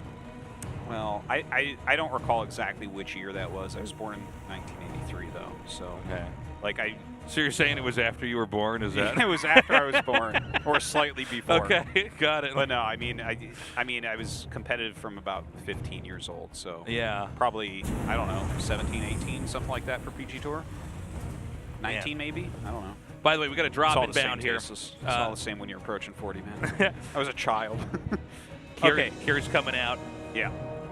And we have that Raven waiting for some harassment up at the top. Yeah. And kind of reverse of what I would expect to see from these guys. Kira actually going for the very quick stim and getting the 2 medevacs out here, whereas ByuN is actually a little bit more teched out. Right? He's got the Raven across the map. Like, look at the unit tab right now, right? If you asked me, I'd be like, yeah, red is ByuN. I totally get what you're saying. I would have had the same thoughts. Now, that's a good scan. He's going to see that the army's there, but he's going to go anyways. You know what? I am very surprised he scanned and then dropped anyways. When I saw the scan, I thought, yeah, you don't go there. And then he's like, watch this. Well, when he dropped, I was like, well, I guess you have 2 medevacs, but if he, like, armor shreds you and throws down a turret, you're done. So, yeah, auto turret, kills off the... Oh, speaking of auto turrets here, going to take out a couple SCVs. Okay, this is nice. Look at that, 4 kills. Kind of crazy. Now, Kier drops where that depot was. Going to go ahead and stim down, kill the other one. There's a siege tank, so he has to be a little bit careful here. Going to heal up a bit and get out. Yeah, not a lot of damage done yet here for Kier. Both guys have taken a couple jabs at each other. And let's see, where exactly this is going to go. It doesn't seem like it's easy to get in anywhere and do any damage right now. It's kind of the same story on either side of the map here. Yeah, Kier getting his additional command center. ByuN does have his up. Orbital almost done to bring that out. So he got, oh yeah, he does drop right on top of this. Going to be able to, well, not exactly force cancel, but slow it down a little bit. A couple auto turrets come down and force him out, but Kier not really losing anything here. Except maybe more workers. I think it seems like the push is going to be ready now for Kier. This may be where Kier could get an advantage here. Does manage to save that tank. First time that's ever happened when a Cyclone targets anything. It was good. It was kind of cool watching the Cyclone, the angle it was going at. It looked like he was trying to surf a big wave, you know? It's like it has to keep going or it's going to get swallowed up by it, but then it did anyways, and then the tank wiggling frantically to get away. So I don't think he can break in here, but he could get it contained. But where is the defense right now from ByuN? That's what I'm wondering. Yeah, no, it's all up at his base. But how far up? Okay, so it is on the low ground. I thought it might be in the main for a second. Like, I don't think he's actually concerned or overly concerned about this as of yet. He does have multiple Ravens, right? Like, he's still doing some harassment across the map. So he's keeping an economic lead. Yeah, he's a little bit down in army, but he has that technicality that can really help him. Whether it's armor shred or disables on those tanks, when ByuN is ready to come down, Tasteless, that's when ByuN will come down. Okay? Sorry, you can't force pressure on him. you can't force it, Tasteless. But really what we're seeing here is that Kier is about to just take his third base, where there's a bit of an obstacle to try to get through here for ByuN. He can't really take anything until he drives him out of this position. Now, I think it's a bit unwise to have the tank that far forward where it can be hit from that range. And I almost feel like Kier's going to force this. But whoa, what's he doing? That's crazy. Why would he do that? No, I had no idea, Tasteless. That was the worst thing I've ever seen. Yeah, and now he's going to really pay for it. Okay, double disable. He loses the Ravens. Wow, that was actually a very sloppy come down the ramp moment because he lost 2 Ravens. He used disables. He only got rid of 2 tanks. Like, that could have gone so much better for ByuN if it was a little bit cleaner. Well, he gets that tank. But you know what could not have gone better for someone is Kier's attack up the ramp. That was like I don't even know what the hell he was thinking about with that. I'm surprised. I just feel like the theory isn't there. Like, why would you on your 2 bases taking your 3rd and your opponent contained? Why would you attack into that? Yeah, attack all up the ramp stuff into the is siege there, tanks. by the way. 100% guaranteed the Army's waiting for you because they have to make sure you can't just walk up there and start attacking their natural. Yeah. Kind of a questionable moment there from Kier. Oh, without a doubt, a questionable moment. And if Kier overextends he like needed that, to clear out his supply so he could be 117 and 173 right now. That's like he wants to have the biggest supply deficit this side of a laser. It's weird. Like, I can't really believe we saw, I think, honestly, kind of an amateur move like that. Yeah. Well, I don't mean to be too mean, but, you know, no, we are here to analyze. You got to kind of call it as it is. Well, with Kier's play, occasionally you got to be mean because occasionally he does stuff like that and you're like, what are you doing? Yeah. But this looks like a good move. Yeah. This looks really nice. He kind of came up from under ByuN here. I think ByuN didn't really realize he had this soft, squishy underbelly here. And now the command center is getting shelled. Now, there are, I believe there's Ravens. Yeah, there it is on the bottom left side of the screen. You know, an armor shred here is probably going to be the first opportunity to try to break this open. Possibly auto turret as well, but all right, goes for disable. I'm like, man, I forgot that other ability, but I name every ability with the one he uses. Oh, there is a disable, and ByuN going to just shut that down. Kier stands and fights for a moment. He does have slightly more Marines. Going to back up now. Both sides getting 2-2 in pretty similar time. Looks like ByuN's going to be a little bit ahead on that. As he is on kind of everything right now, right? Like, it seems like ByuN just has... Look at this. He's up 8 tanks. He's up 8 tanks. That's pretty wild. Dude, that's a... Like, 8 is, like, a very big number. Listen, if it's 10 versus 18, that's one thing, but 2 against 10? That's another thing altogether, Tasteless. By the way, he did a kind of a funny maneuver here. It's not wrong, but he immediately scooped up the command center in his main, and he's sending it south of there to take the 4th right away. Well, he's been playing such an aggressive game. I actually like that. Yeah, I get it. Yeah. I think this is a good way to still, because I think the more proper way to play guys would be to make a command center there. But I think this way it allows him to still be viable. Hold on a second, though. Big attack coming in here. This is just right before the infantry level 2 upgrades finish. So a little bit of an anti-timing there. Yeah, he actually dived in really hard on those medevacs. Kier was actually up at like 9 medevacs, so it's not the end of the world for him to lose a few. But ByuN trying to reduce those tech units down a little bit. Kier getting ready maybe to attack again into that, as you call it, soft underbelly of the expansion. Yeah, and it's going to be a great spot to try to strike in there again. Oh, God. Oh, never mind. He's going to go into the main. Yeah, massive drop right over the missile turrets here. All right, siege is up. In comes the disable. Well, a single one at least. But there's like no units to follow up that disable. It's very, very slow, unfortunately. He is picking off some of these medevacs. In the meantime, the planetary definitely going to help out here a lot. Trying to repair his tank. Siege tanks will back up here. Oh, a nice kill there on ByuN's last remaining tank at that expansion. Look at this. Kier is actually starting to break some areas. He's like drawing ByuN around a little bit. Yeah, Kier's kind of forcing his way in here, even though we had that clumsy, engagement early on. And, those moments, they do ripple through the game. But honestly, I think Kier's kind of back into this now. He's a bit more viable. Whew, all right. Now, where are we at? So right now, it's a pretty massive Marine lead here for Kier. ByuN still has more tanks. ByuN with the 4 base, and Kier, of course, landed his main CC down at a 4th, so he's kind of keeping up that regard as well. 3-3 gets started, whereas ByuN does not start 3-3. Kind of bodes well there for Kier. ByuN really producing heavily at the moment. This is an interesting game. Yeah, this has been, again, a great TVT so far. Now, the drop headed up to the north here. This may give Kier just enough time, if he can find an opening, to take a fight before ByuN's damage will kick in. Keep in mind, TVT, especially in games like these, can be a little bit base tradey, where like they both start to just tear each other apart, and neither side can really stop the momentum.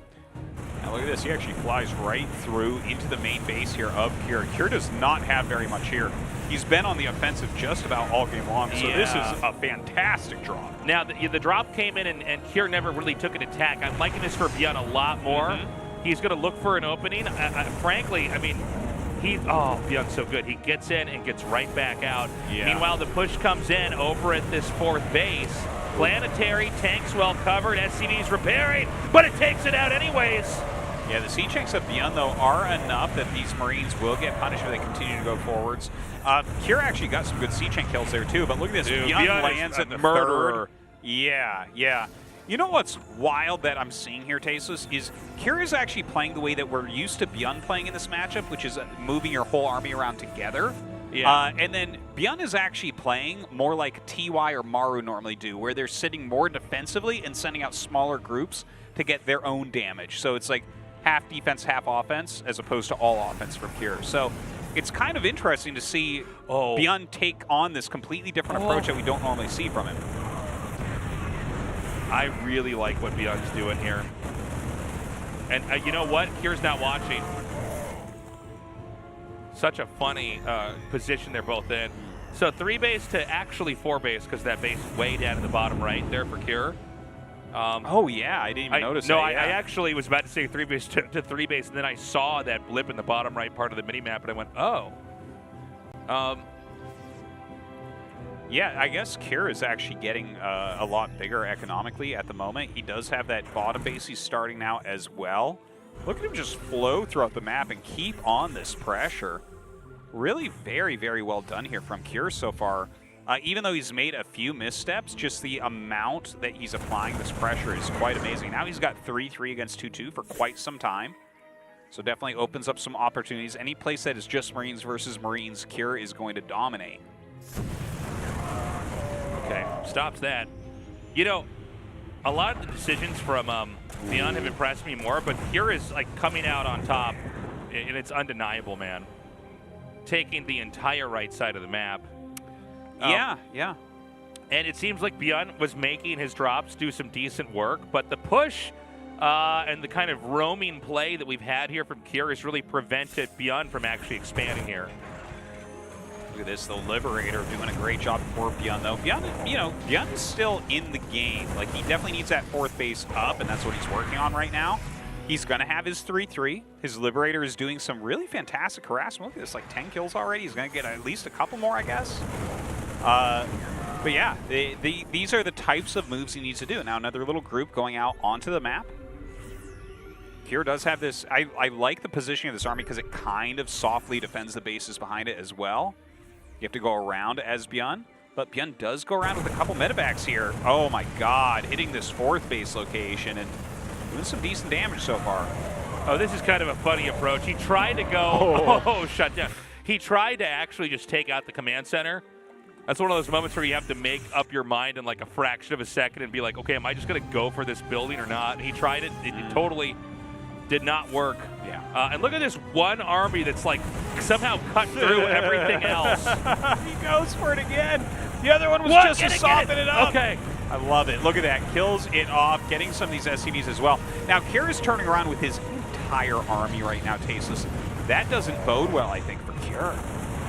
ByuN is actually playing a really beautiful game right now. Yeah, Cure's going to try to come back, though. He needs to get, ByuN needs to get these tanks up onto a higher position to cover this.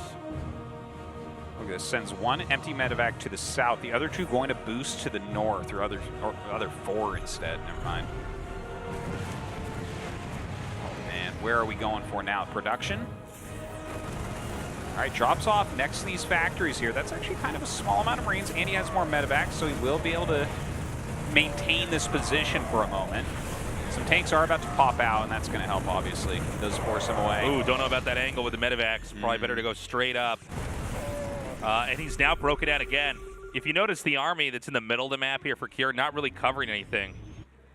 And I got to say, this is a crazy TVT. I could not tell you right now who's going to take this. But let's see what happens at this base up here at the top. ByuN has been pretty scary, but Kier has basically been better about growing, even if those bases get taken out and workers get killed. Right here, once again, trying to get in here. The Siege Tank's going to keep him back. And in fact, are you kidding me? Yeah. That is so low, and it does not end up falling. In the meantime, this tiny Marine drop almost gets another one. Dude, these two are just brutalizing each other. Yeah, this is a down and dirty game, man. Okay, he's repairing that CC. Almost didn't find the SCVs there for a second. Nice drop in here. Oh my God. This is a lot of tanks that aren't protected. Yeah, just spreading those Marines absolutely everywhere. He is going to eliminate a ton of them. In the meantime, ByuN with a big push here, but getting surrounded by Kier. Oh my God, at the very last second, that's going to be it. Kier wins. What a game. That was crazy. That was a crazy game, and I got to tell you what, like, Kier definitely made a few missteps with his super aggressive strategy, but he was fast about everything and kept control for almost the entire game. ByuN, on the other hand, that was some high-level stuff, and that is not his normal style. The fact that he was playing a more defensive, tank-oriented game while sending out smaller forces of drops to do harassment, that is how TY, that is how Maru, the best two TVTers in the world, play the game in this matchup. So to see him expand himself into that area, I hope he's not feeling too down on himself, because like that looked like a very hard position with how crazy good Kier was playing. But wow, what a game. That was fun. That was one of those games you don't know who's going to win until the last couple seconds, too. It was crazy. Yeah. Okay, we're going to go to Waterfall for map number 2. And I got to say, you know, two very, very different styles, but Growth ultimately did beat the player who was just sort of more active on the map and tactical. You know, those resources are coming in. And in the end, Kier just kind of played a good control game, and ByuN never got over 4 bases, and he paid for it. Game 2 is ready, guys. Let's go. I can do this all day. Believe me when you hear me say I can do this all day. It's nothing like Shopify Rebellion, ByuN.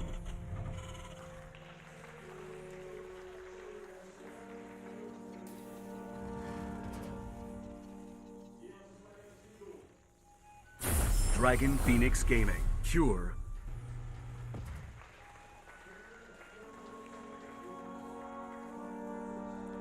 All right. What do you think based off that game? Do you think that this is a Cure series? Do you think that it's even? Do you think? Oh, I think it's even, man. Yeah. I mean, I feel like there were, to be honest, for a lot of the game, I kind of thought ByuN was actually going to take it from South Africa. I saw that sign in the back. Oh, nice. That's a long-ass trip up here, man. Oh, I bet it is. That is yeah, brutal. Now, yeah, I mean, for a lot of the game, I was almost more excited by what ByuN is doing.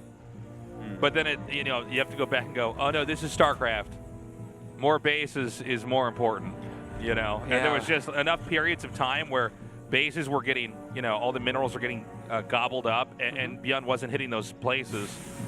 And I think what Cure did is he kind of just had this like bulldozer army right outside ByuN's base, where, you know, if ByuN ever, you know, dropped too heavily, then Cure goes, okay, I'm going to pull the trigger and dive in and take out one of your fourth bases, one of your fourth or your third base is what I'm trying to say, but I can't talk. Yeah, it can be a very solid way to play. If you screw it up too much, you're in trouble. But yeah, this is wild. This is insane. I actually was so caught up in that game, I hadn't actually looked at our screen. This is three Rax Reaper in main for Cure. In the main, in the year 2022. What's happening? Fascinating. We've definitely seen proxy 2 Rax Reaper in TVT. It's like a fairly common build, to be honest. But to see 3 in the main base here is certainly different. Now, it's a very standard opener here from ByuN. It's going into Hellion Reaper. How many Reapers do you want before you show this? Oh, I think you got to get like 6. 5 to 6. Like 3 definitely won't do it. Yeah, no, definitely with this, you want to pool up enough. I don't think I've ever you move casted out a game at 5. like this. Like, Because you need enough to actually really control it. What he might do is go right into the natural, kill the SCV making the command center, and then control the ramp with grenades. Like that seems like it would probably be the best play. Because like to come down the ramp against Reapers is really, really hard.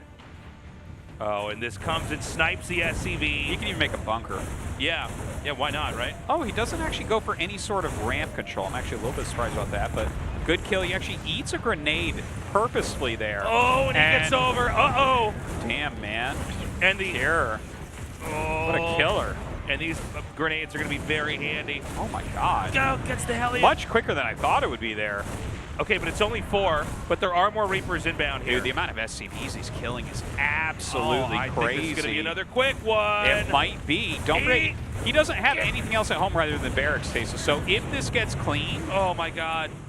How many workers now? 17 workers. Okay. Oh, there's a Widow Mine here. Yeah, I guess you could just chip away at it with grenades. Didn't even occur to me. It's going to take a while, though. The CC's not done yet. The problem is that now he knows what's coming. And there's a third command center that started on the low ground. Oh, get back. Okay, so definitely a worker advantage, an army advantage as well right now. Kier sacks 1 Reaper to be able to actually get up here. Yeah, that was probably a necessary sacrifice. But if you give him too long, it's going to be a really big problem. Right. Reapers are still coming out. He hasn't stopped. Yeah, I guess you'd have to continue that. You're going to be too weak in a transition right now. Like you gotta have enough that there's the fear of the Reaper in ByuN right now. Grenades zoning both sides. Important to remember the Reapers are going to heal. The Hellions can be repaired, but if they are not repaired, that damage will have accumulated and make them pretty brittle when the fight comes. And the first Marine has started. Okay. Yeah, multiple Marines now. eBay on the way. The thing is, you got to be careful if you're ByuN and you attack, because I think that Kier could counterattack, right? If he wipes him here, sure, why not? There's a bunker, so like I don't think you really get anything done anyways. Now, it looks like he maybe threw a Reaper off the side or 2 Reapers off the side. Look at this. Everything just goes right past. Oh, my God. What is this game? And he throws a grenade to bounce one of the Hellions back to his Reapers to kill it. Another Reaper comes up into the main. Dude, this is crazy. Okay, I gotta tell you, keep pursuing him. Games like this are cool. Reapers are cool to watch fight each other when it's not exactly the same thing. Like watching these little Reaper hit squads go back and forth and throw grenades at each other to bounce everything. This is sick. Now, Stim started long before, started for Kier, excuse me, long before it did for ByuN. So there could be another attack coming here.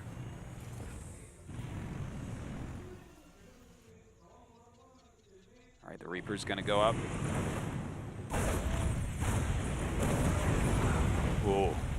Bit of a punish there. But, I mean, we're getting to the point where the Reapers aren't going to really scale anyways. Well, so. you start to realize why they can't. You know, they're not a late game game units, yeah. Not even really mid-game units. Yeah. Maybe once upon a time before ByuN single-handedly caused a big nerf to them. Yeah, he was, and it's kind of crazy to see Kier doing this to ByuN. ByuN was sort of the most iconic Reaper user, minus maybe Maka Prime in the first year or 2 of the game coming out. Good amount of Marines out here now. Checks that bunker. Plenty of units. Wants to back up. Yeah, you can't do anything. These armies are starting to look really silly. Like, look at this army. We're 7 minutes in, boys. This is not the army.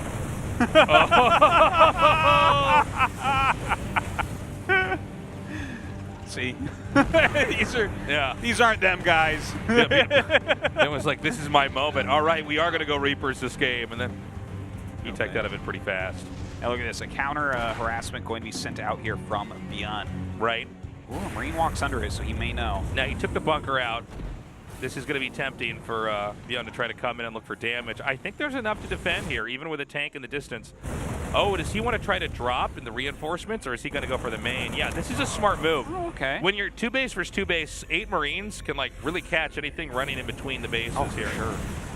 Yeah, reinforcements can't make it up anymore, but he does get the second tank through before those Marines catch it.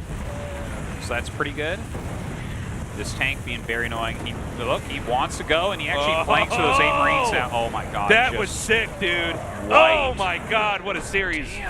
GG. I mean, these are just great games. Yeah, no, Kier is like playing like a maniac, man. Like, seriously, if you cover these names, I never guessed that those 2 games are Kier. It's crazy. It would be like an on-fire ByuN. I was like, is that the player Maru TY? I didn't. It was crazy. Kier looks really scary. Yeah. Oh, man. Yeah, ByuN not happy with that. I think he's not going to the round of 6, right? That was his last match. Oh, I'd have to check the score again. I'm fairly certain that was his last match of the day, and he just ended up with a negative score overall, right? Because he went 1-3. 1-2, 1-2, 2-0, 0-2. So he actually ends up with like a minus 2. He's not going to be going through, unfortunately.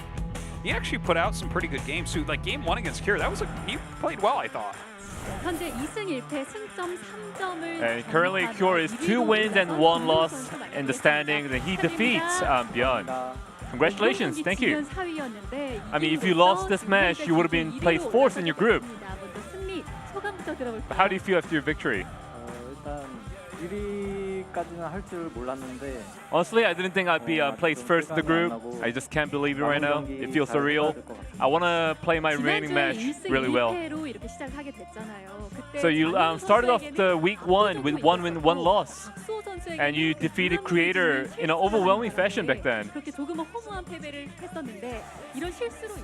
So, with the trivial mistakes you made in the week 1, did it have any influence in your week 2 performance? 끝난 게임이거든요. 그래서 거의 2-3일은 밤에 잠을 잘 못 자겠더라고요. 그래서 you know, for the 2-3 days after week 1, you know, I've been having trouble sleeping because I was so disappointed in myself. But today I was really happy that I got good results. I mean, had it not been the week 1 performance, you probably would be ranked 1st in the conclusion of week 1. So in Tropical Sacrifice, it was a very hard skirmish between you and ByuN. So one thing that stood out was ByuN had a lot of siege tanks, but you used phenomenal micro with the Marines and the steam pack. So what do you think went on in the game? So I kind of wanted to, I do have confidence making those like bilateral plays with the siege tanks. But I feel like today I was pretty well off using the Marines instead. So looking at your current form and performance, micro, everything looks really good for you right now. So what do you think, personally? I think Reapers, other pro gamers don't use this build much, so I think he was kind of like caught off guard. And I think Maru, I think he's gonna have to be nervous playing against me in the later match. So anything else you want to say, Kier? Nothing's certain right now, so I'm gonna try my hardest until the very end. Alright, we look forward to your last match. Congratulations. Thank you. Excellent work as always, Andy. All right, man. I'm fired up, dude. That series, that was a great TV team. And it's only going to get better, guys. PvEZ coming up next. Creator versus DRG. Artosis not allowed to talk. Let's go.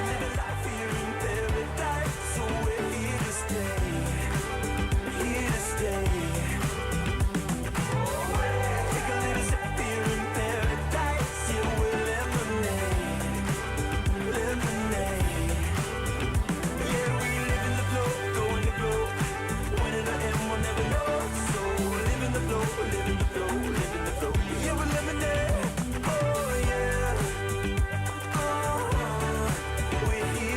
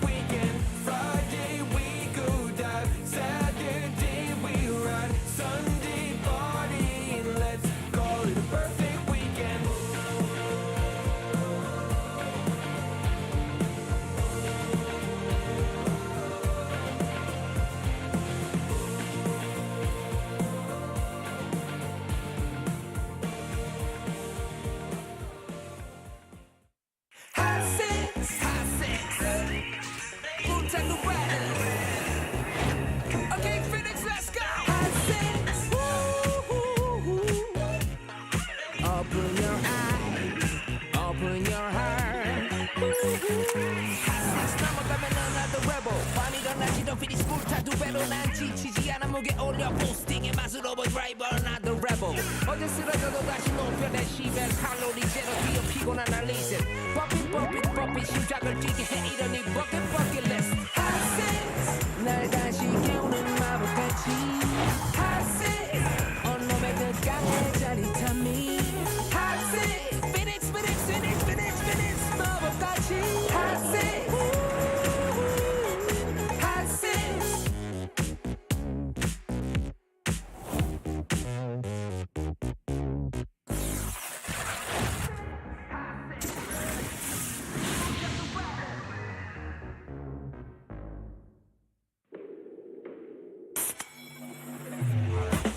I'll be coming up hot for a minute.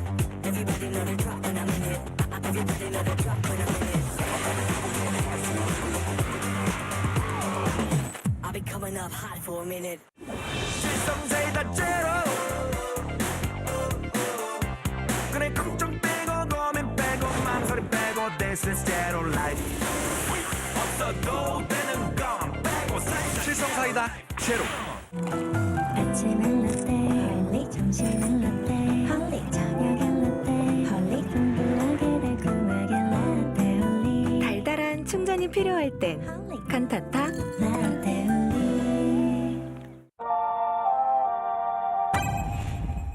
상큼함 맥스, 칼로리 X, 맛있는 탕 제로.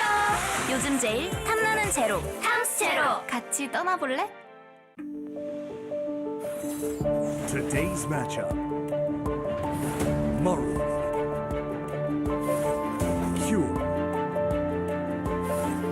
Creator. DRG.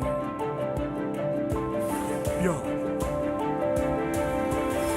Round of 10. Group B.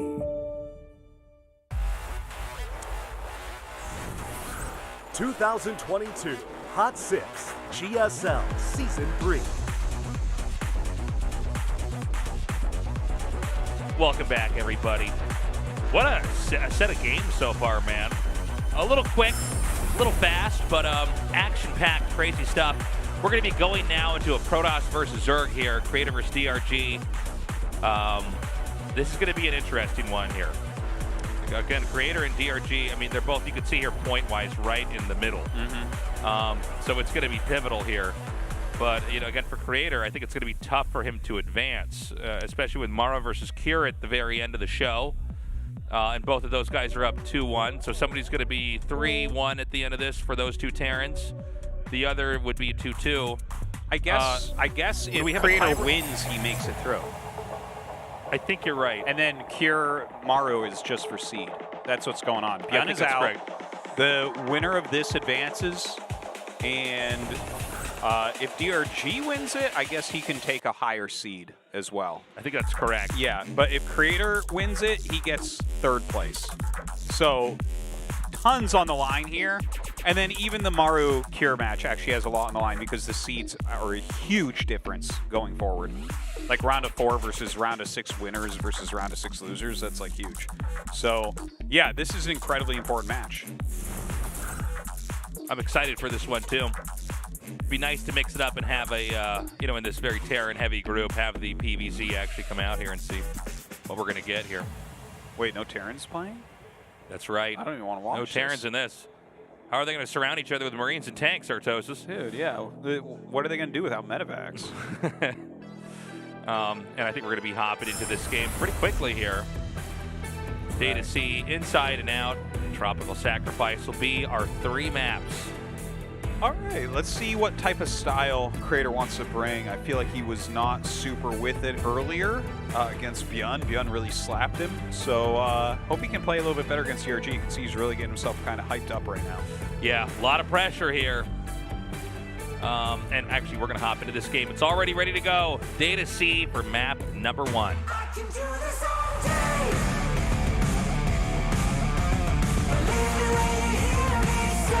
can do this all day.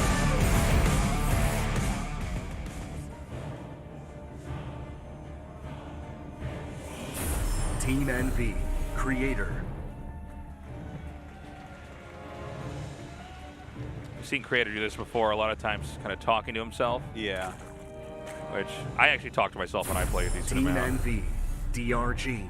Kind of a way to sort of order your thoughts, line your thoughts up, and kind of get out of, you know, whatever anxiety or tensions in your body. So I don't talk to myself. Occasionally I scream profanities. But I have been told that my lips sometimes move while I play. Yeah, your lips sometimes move in when you don't play Artosis, but yeah, Tasteless is called like eating and like talking. It's and, called like, kissing you tasteless. Yeah, it's called kissing tasteless. Again, big audience tonight from Poland. Welcome. Nice. Get people from all over the place. Yeah, I love that. I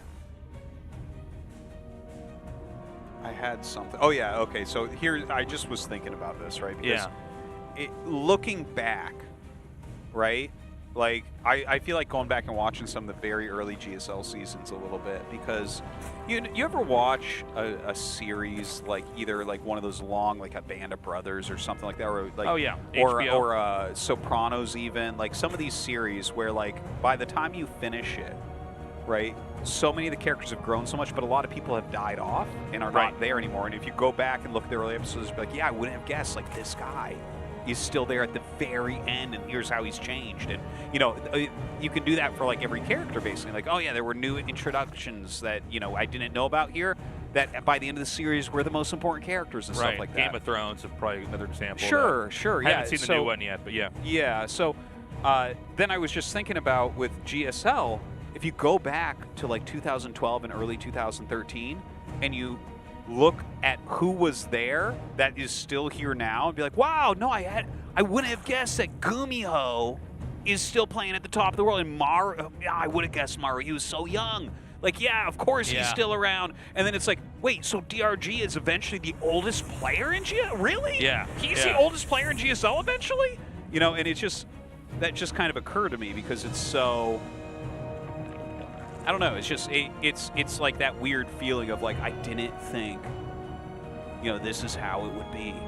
I think I'm looking back on my mortality in GSL taste since I have 3 casts left after this, and I'm thinking back, I'm like, damn, it's been long, and like it's been a lot of these guys have been here as long as me playing.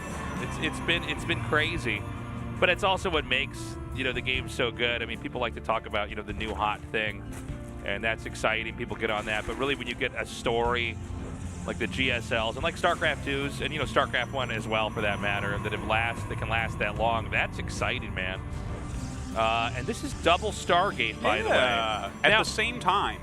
Yeah, which is certainly not a common thing to do. No. It does seem like Creator is coming here trying to play around everything that all the other Protoss players do, which I find kind of funny. Yeah.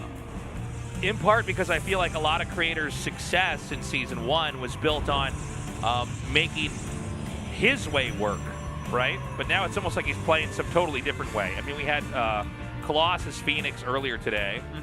That did not fare well, by the way. But like double Stargate. Yeah, double Stargate Phoenix. Not what I would expect to just blindly open. But hey, look, it's a Roach Horn. If you go double Stargate Phoenix and your opponent happens to go Roaches, that's a good advantage for you. Sure. Whereas if they happen to go like +1 melee and Lings and Queens, that's pretty bad, right? So it looks like he's likely to get a bit of an advantage here. We'll see if Roaches actually start getting made. But his follow-up will be interesting, right? Because this is not like an Oracle opener. With an Oracle opener, you kind of just walk to your third and take it. Or with a Void Ray, right? Like there's all sorts of Stargate builds that go into a very quick third. This is a lot of money being put into Phoenixes. So when does he want to reveal it? This kind of reminds me of when we saw the Reapers that were getting pooled up. Yeah. This Overlord's going to see the Stargates. Yeah, yeah. Dude, he's made 4 Zealots, 4 slow Zealots, which is really weird. This is not normal. Yeah, I feel like this is the first time we've ever quite casted a game like this. With 4 slow Zealot, 6 Phoenix timing attack. Yeah, with the depths behind depths. So he gets the first Overlord. That will not supply block him off. Ah, okay. Gonna pick off a drone there, and okay, this is more what he was looking for. There's 7 queens, so he can't really overpower everything yet. See if he can maybe get that Overlord there. That'd be a pretty good find. Nice transfuses, but hey, he's also forced that transfusion energy out. Oh! Oh, nice. He actually does not lose that very hurt Phoenix either. And with a 3rd base, this is, again, I'm just not used to casting this. You know, when you cast StarCraft, some games are just much easier to cast than others. This is not an easy one for me. This is one I'm having to think a lot during. It's a bit fresh. Yeah, definitely different. We do see a Spire started, which is sort of an interesting thing to be making in a moment like this. He might end up going like Corruptors or Roach, something like that. Yeah. Certainly won't be going mutas. Yeah. But yeah, like, I mean, we've seen that in the past, like against VC openers, where there was a period in time where one of the better counters that Zergs were using was like Corruptor Roach, to just be like, okay, these deal with your flying garbage, and then my ground army's stronger, right? Because you spent so much money on your flying garbage. Now here come all those slow Zealots, Tasteless. Let's see if they're just as badass as they look. Yeah. Just look at them walking across the map right now. StarCraft 1 rush over here. Oh my god. This is so funny. There wasn't charge coming, right? I didn't actually look for that. No charge. This is okay. They would be too fast then. He needs them slow. What is this? What is this build? I want to love it. If Creator loses and gets knocked out, it's like, well, what did he do? He went for slow Zealots. What? Yeah, he just walked them out. Yeah, he walked them out and then lost the game. So Zerg is supply blocked again. I mean, this damage is really beginning to mount. The Phoenixes, though, are getting a little bit bruised. So the Zealots just come home now. Okay. Well, I mean, the Zealots created a threat by being there where everything had to come down, and then he kind of rotated and got a little bit more harassment damage. Right.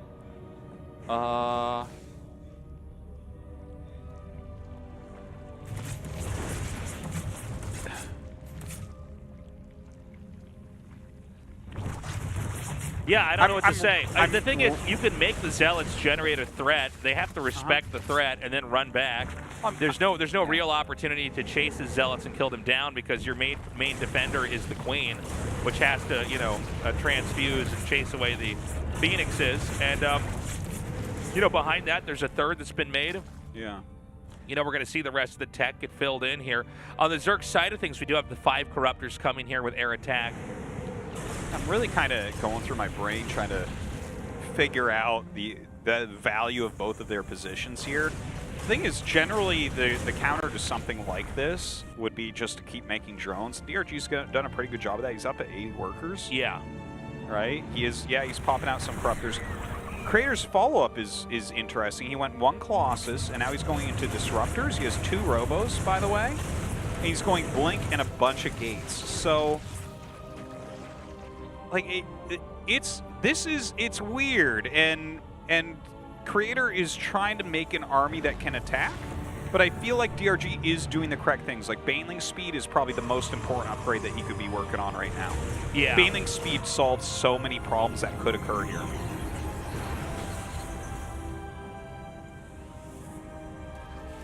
Now, the Phoenixes, I like this. They're kind of just avoiding the Corruptors.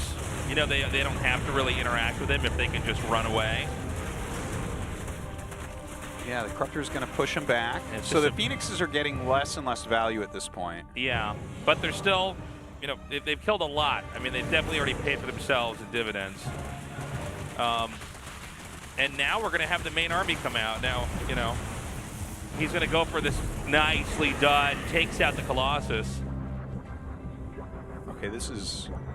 That was the first time we've had a limb actually hit the screen there. Yeah. Literally killed the observer. Oh, look at that. He lined up to kill the Robo and couldn't quite catch it. Oh, Corruptors. Corruptors are so funny. Yeah. They're just such a funny unit. They're like my least favorite unit in the game. Even when they're the most uninspired unit. Yeah, even after they gave them that ability to ooze down buildings. Which is, like, they're way better with that, way more interesting with that than without. But yeah, they're like... feels like we just started to get banelings in this game, by the way. Yeah. Goes down the force fields, then promptly walks through them with the Archons. That's like a good-looking army. Yeah, this looks very scary. We're going to see how exactly DRG can deal with it. Not the most ideal angle for the Banes here. They're just kind of stuck.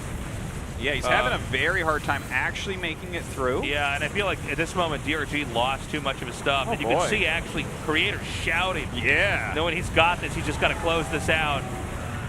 Dude, he is yelling right now. My God, he is absolutely hype, and it does look like he's going to pick up this victory. Yeah, like DRG has so little left over here. With just a different game. Honestly, a game I think none of us could have guessed. Dude, yeah, I think DRG is probably pretty confused as to what in the world he just played against. We've never seen anything quite like that. That was weird. Kudos to when Creator. the slow zealots come out, like, I'm nervous. I'm like, I got to talk about this game. I don't know what's going on at all. Yeah. And then he comes out, he does the damage, and then runs back. That was just a totally different approach. Yeah. Yeah, it's interesting because he went up like really heavily. Look how hyped he is, man. He's got adrenaline like crazy. He's eating like multiple pieces of chocolate. Get more chocolate in my mouth! Look at, see his hand shaking?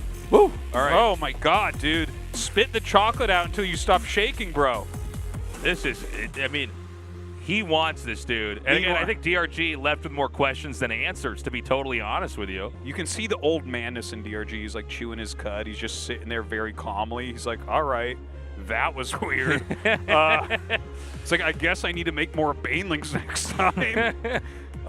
Yeah, that was wild though. What a strange and delightful game. Yeah, certainly. Inside and out now for map number 2. I don't know what to expect here. DRG may take an opening that takes a little bit more initiative, so he doesn't really let Creator kind of play a game that could be, you know, such an alternative PVZ. We'll see. Creator full of adrenaline. It's all going to come down to this series for him. We'll go into game 2 now.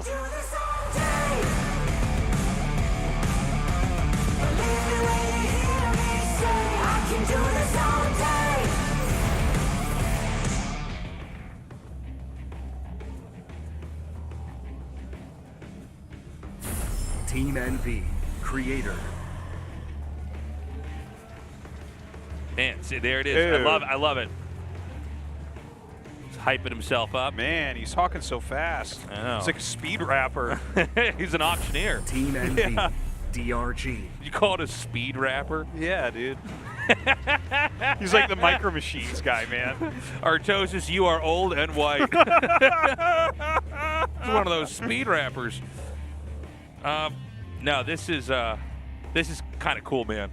I'm kind of getting some real nerd chills here watching this. Again, Team NV here for support. These guys are both on Team NV, so you know. I think they're managers. Way to pick a side. Audience too.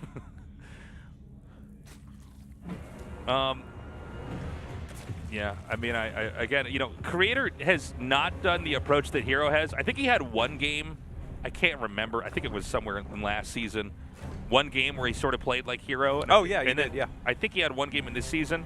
But, you know, to be honest, he sort of kind of had his own approach that I've not really been able to put my finger on because it seems like he has a sort of a new thing every time he plays somebody. It's a pretty big variety. I feel like he does like Sky Toss, but it's not as much as someone like Zaun. Right. Yeah. Well, I mean, that game really, I guess today overall, even against ByuN, like he was really favoring Phoenixes as well. And he's trying to signify his rise from the ashes of last season with the Phoenix unit. You're funny, man. Tasteless, we don't have enough players that make their strategies symbolic based on how they're feeling. It's like, what was with that strategy that you used back there? Well, it was really a metaphor. Yeah. Yeah, I mean, I don't know what we're going to have this time around. We do have 6lings coming. You know, he did block the hatchery over there at the 3rd, but yeah, I mean, let's just sort of see what we get here. I don't know. You were saying if it's whoever basically takes this gets in the round of 6. That's right. All right. Whoever takes this gets through. Yeah, so this is really do or die here. Again, last season, for this year of CODES, there is Super Tournament later on, but Yeah, man. I mean, and think of this year for Creator, which has really been the most, I think, important year since his career started in StarCraft 2, where he got to a finals. He didn't get to the finals in Season 2. He got to in Season 1, and now this is the last ticket, right, to a possible championship. And I'll tell you, man, as good as he's playing, it's kind of hard for me to imagine him beating some of the other players we have here. But he's delivering in some of these games, so it's really exciting. Again, though, DRG, he has no interest in letting Creator move on instead of him. I do want to fix one thing I was saying there. I believe the tiebreak is who won head-to-head, but it could be map. So it's possible if Creator wins 2-1 that DRG goes forward. Yeah. Because their maps, their overall point score is going to be tied if it's 2-1, I believe. But I'm not exactly sure the ordering of that. So like just so no one gets super duper surprised there. But yeah, it looks like we're going to have this DT opener. And is this being done with 3 gates? Yeah, it looks like it is. So there used to be, this was like the most popular thing for a long time is 4 gates, Prism, Dark Shrine. You go in with 4 DTs. You do like a couple swipes, see if you get anything. Turn them into Archons and do Archon Harass. It's almost never used anymore. Yeah. Almost never. And it looks like this is a 3-gate version. So it takes a little bit longer to actually get 2 Archons with that. Yeah, very interested to see this is what he's going for now. So the War Prism, it's going to be spotted immediately here by the Lings, but... Yeah, now he's showing 4 Adepts with this. And this is such a well-disguised build. So you see the War Prism, you see 4 Adepts, you think 4 Adepts are going to drop, and instead, it's going to be 3 Dark Templars. So this is like designed so you feed him information, and then you try to basically like rug pull him almost. Yeah, the 3 DTs come out, the Queen has to turn around. Now there is a Spore at this base. I'm sure he's putting down his Spores wherever else he needs them right now. Prism taking some damage. Creator getting out of there. Where's your tumor now? Ling's coming in for a counter. And there's defense here. I love that. Yeah, nice shade just to the back. Yeah, the DT's going to continue. We'll see if he actually goes into Archon Harass or not. I think this is... Oh, dude. Ooh. Yeah. Dude, what? Just can't get it. Queens are too quick, man. All right, send the Queen back out, let him kill her. This is getting silly. All right, the 3 DTs just have to turn around and run. You guys know Artosis used to do that. What? Sometimes you'd be like trying to kill a shuttle and it barely get away, and you'd pause the game and go send the shuttle back. Let it yeah. No, that's dude. So funny. I mean, if your Nexus is literally at 1 health, you pause the game and say then kill I pause the game and tell you to kill it because that's BS. Once someone did pause the game, then kill it. When I unpause, they actually killed the Nexus, then they still beat me, man. That one was painful. But that is so funny. Yeah, I can't remember who it was, but whoever you were, I hate you. But thank you for killing the Nexus. That was very honorable. It was good content for our show later on. Yeah, you did the right thing.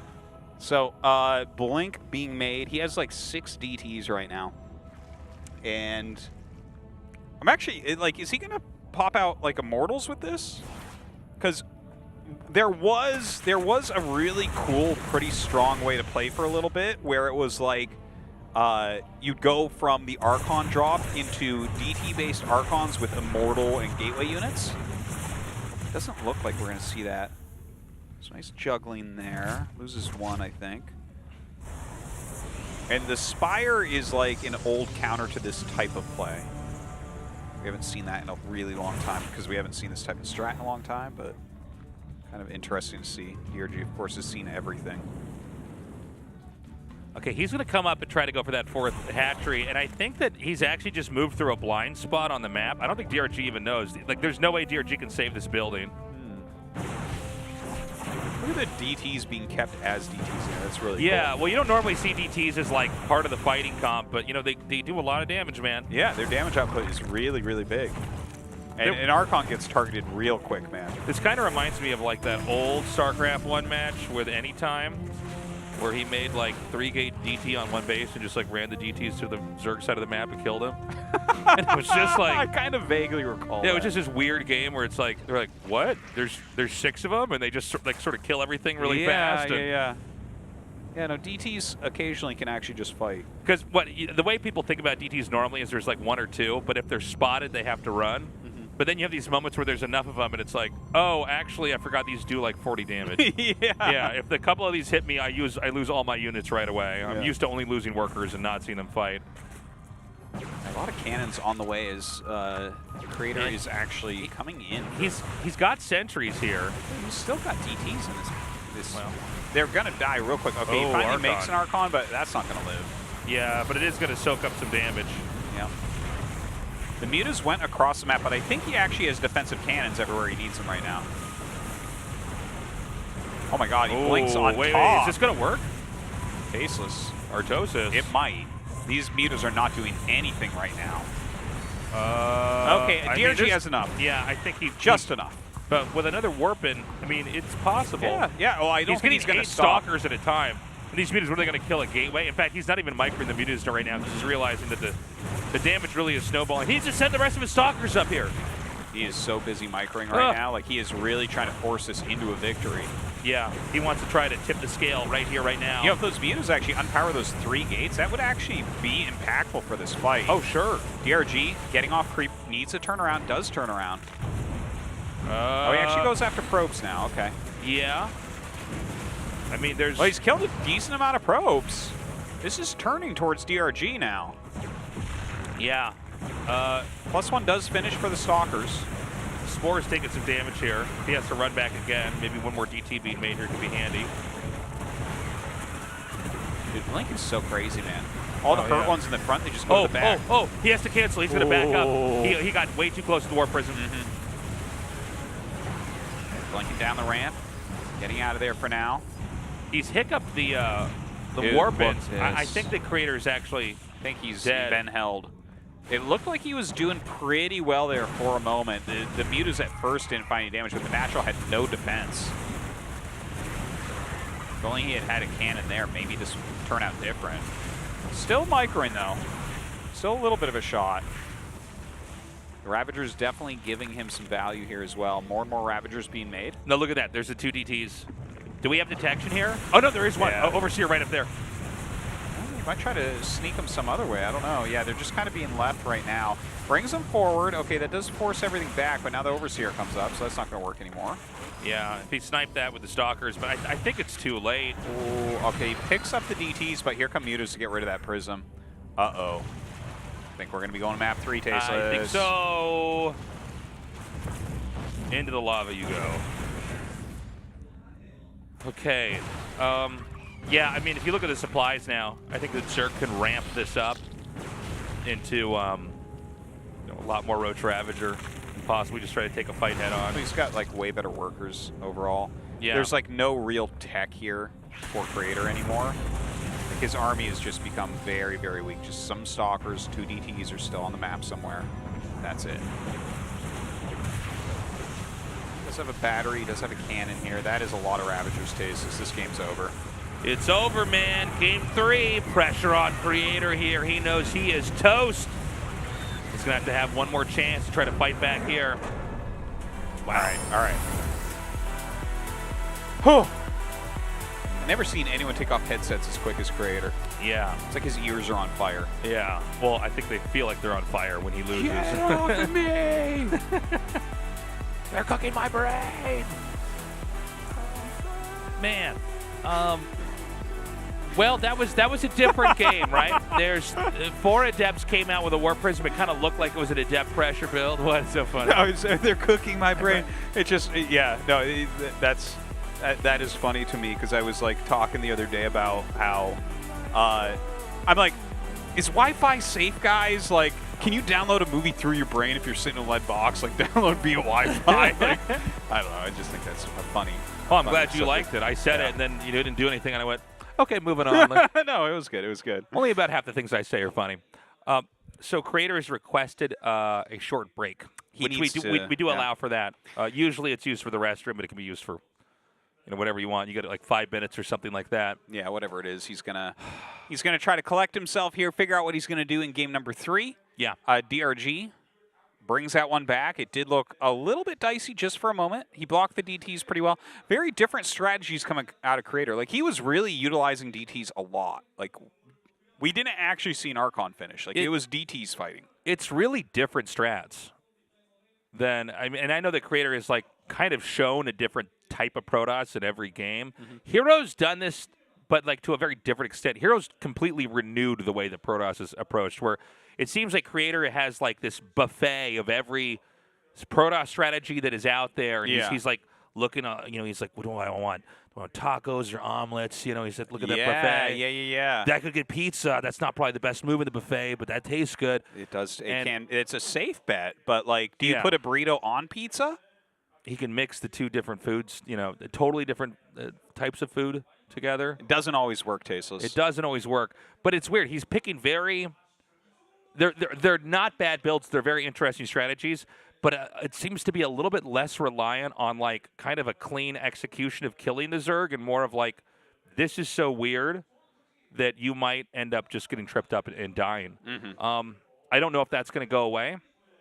I'm kind of excited because this is like what makes GSL so dramatic. I mean, this is kind of like a real life drama here with these guys that just pour their hearts into this game, and then some, win glory and others don't. And I mean, he wants it. So he takes the break. He's thinking about what he wants to do. The map is Tropical Sacrifice. Okay. Well, one of these guys is going to be the sacrifice here. That's right. They're not going to make it out. That's not right. both of them.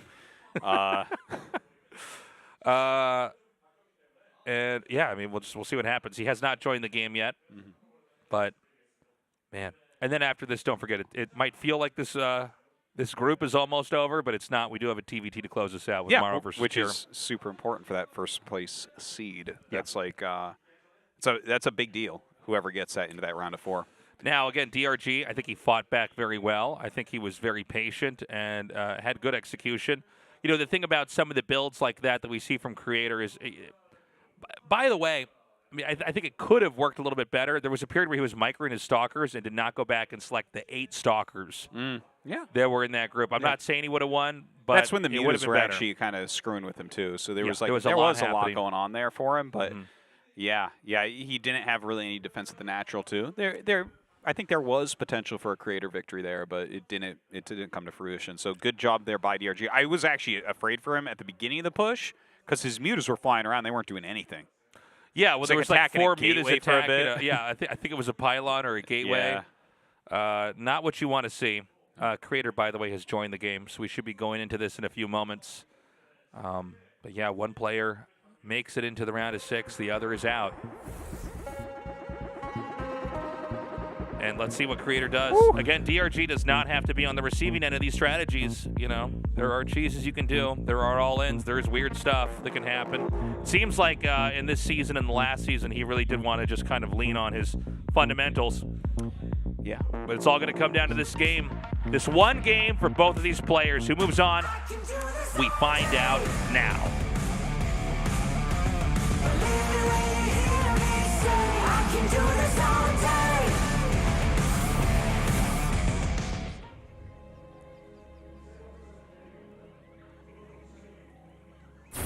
Team NV, Creator.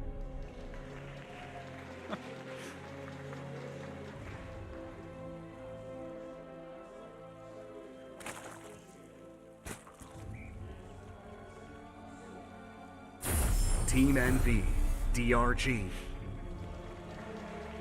Man, what are you giggling about, Artos? I'm kind of reliving like a lot of old memories right now because it just occurred to me like DRG has always been one of my favorite players. Yeah. And like if he loses here, this will be like my last cast of him probably. Right? Oh yeah. Right. So, and then I was just thinking back. Do you remember when we used to travel all the time and DRG did too? Yeah. So we were like always on the same airplanes with him. Yeah. And like a few other people, MC and a few others. Yeah. Sure. I remember his Pokemon hat. It wasn't a real Pokemon hat, but it looked like a Pokemon hat. Oh, that's right. He had this hat that we used to joke about. Yeah. Yeah. That just I thought it was like a scuffed ash hat. Yeah. Yeah, man. Well, I'll tell you what, though, he may be moving on. The thing about some of the stuff that Creator's doing is, like, it's good until they've sort of held it off. And so, like, it's one of these games where I feel like Creator is at least coming here with, like, a theme. All the strategies are different, but they're kind of themed off of, like, off-brand styles of play that are just kind of hard to manage. Yeah. And so, will he do that again? I kind of thought that we were going to see like Hero style coming into this. Okay. That's what I was expecting. I thought, okay, he's going to do one cheese and maybe Hero's approach and, you know, kind of a balancing act of the two. But right now it's just been kind of, honestly, a lot of the strats that I like from Creator. I like these kind of weird builds that look like one thing but are another thing, and you come in and you get him. Yeah, yeah.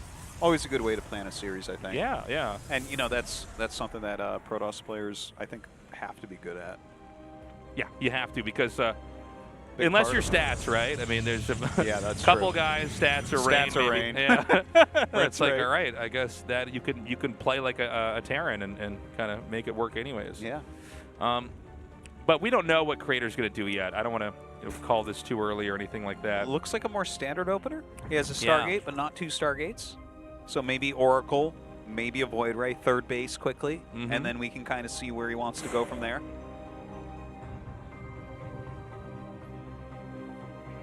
And, you know, time will really show what this is going to be for now. DRG, I do feel like his approach is just, again, to be reactive, focus on fundamentals, kind of push back whatever else is coming and play it out. Yeah, it's hard to describe his ZVP. Yeah. He wants to block the stuff you're doing, then have a good drone count, and then kill you. That's basically it. He wants to stop what you're doing. Kind of different from like Ragnarok and some of these other Zergs that have been playing, where it's like, oh, he's going to try to kill you with something weird. For sure. Right away. Yeah, very, very different.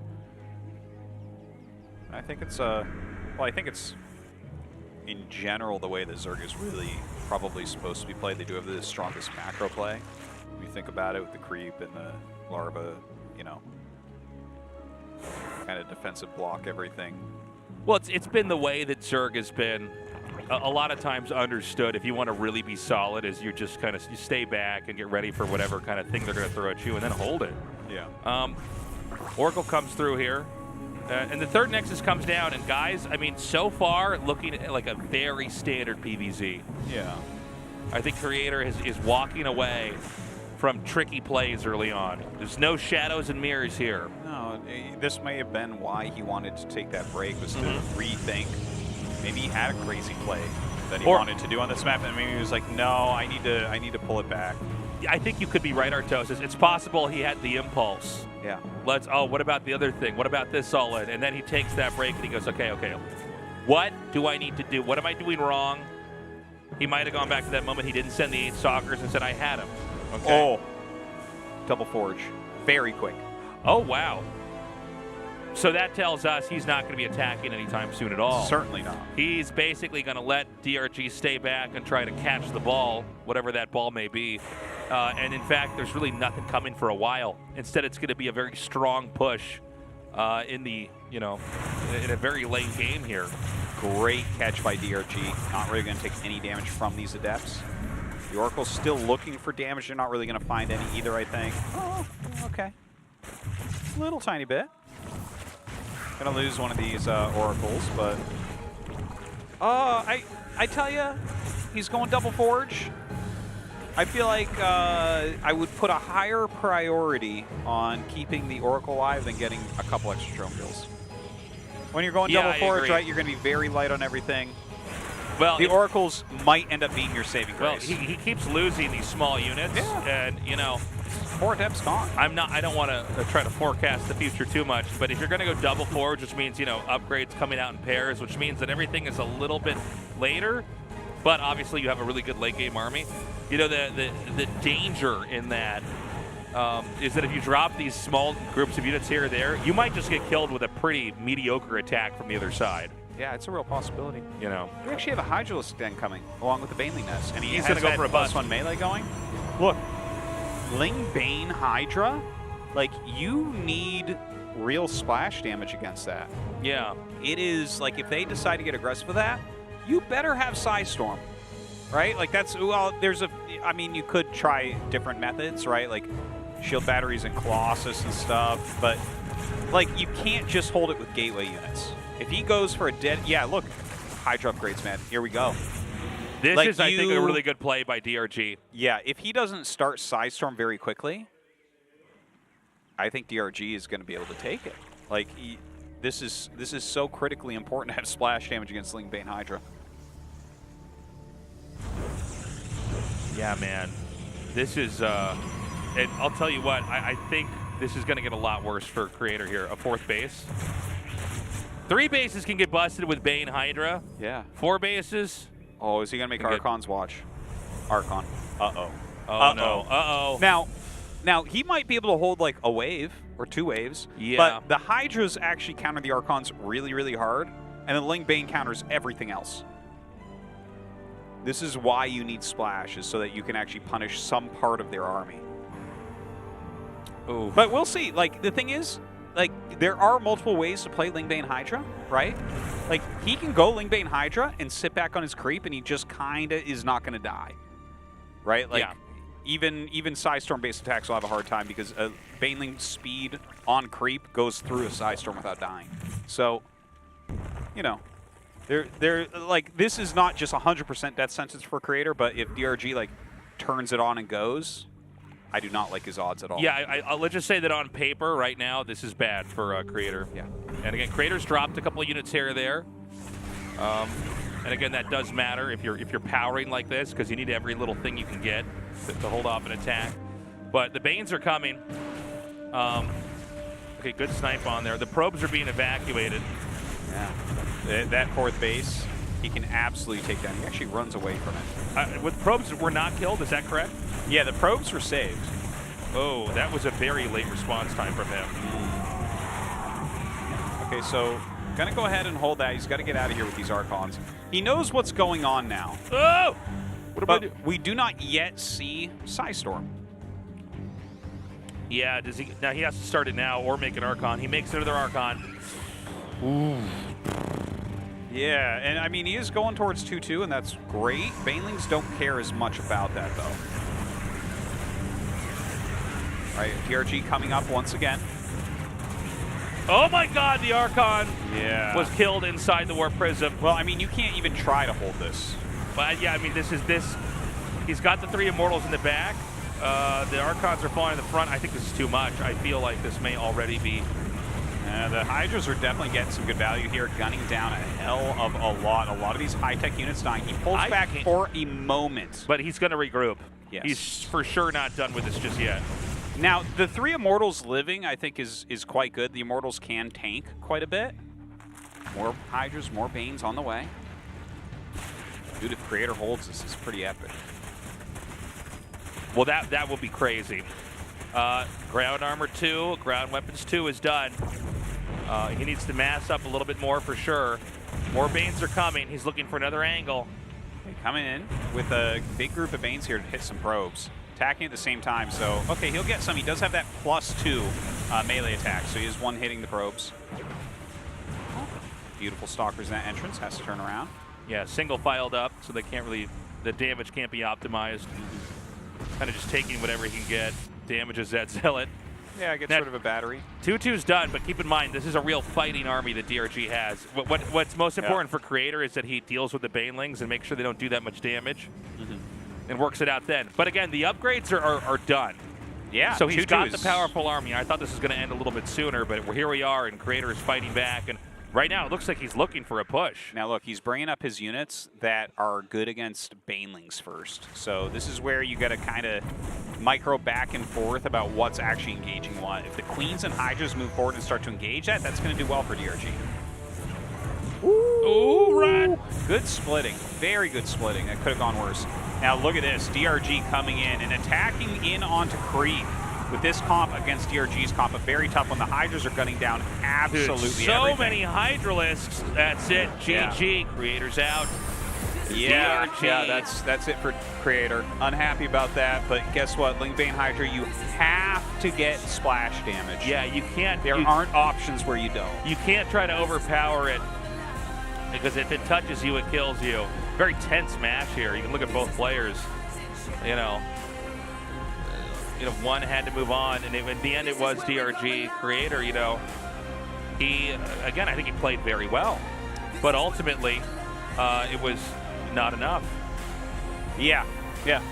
You know, I think he's going to be disappointed. You know, you get a finals, and then you're still playing pretty well, but not quite making it as deep anymore. Has to be rough, but it's great to see our DRG advance once again to the round of 6. That's every time this year. just like Ragnarok. So solid, What a man. killer. What a killer. All right, well, let's go to that interview now.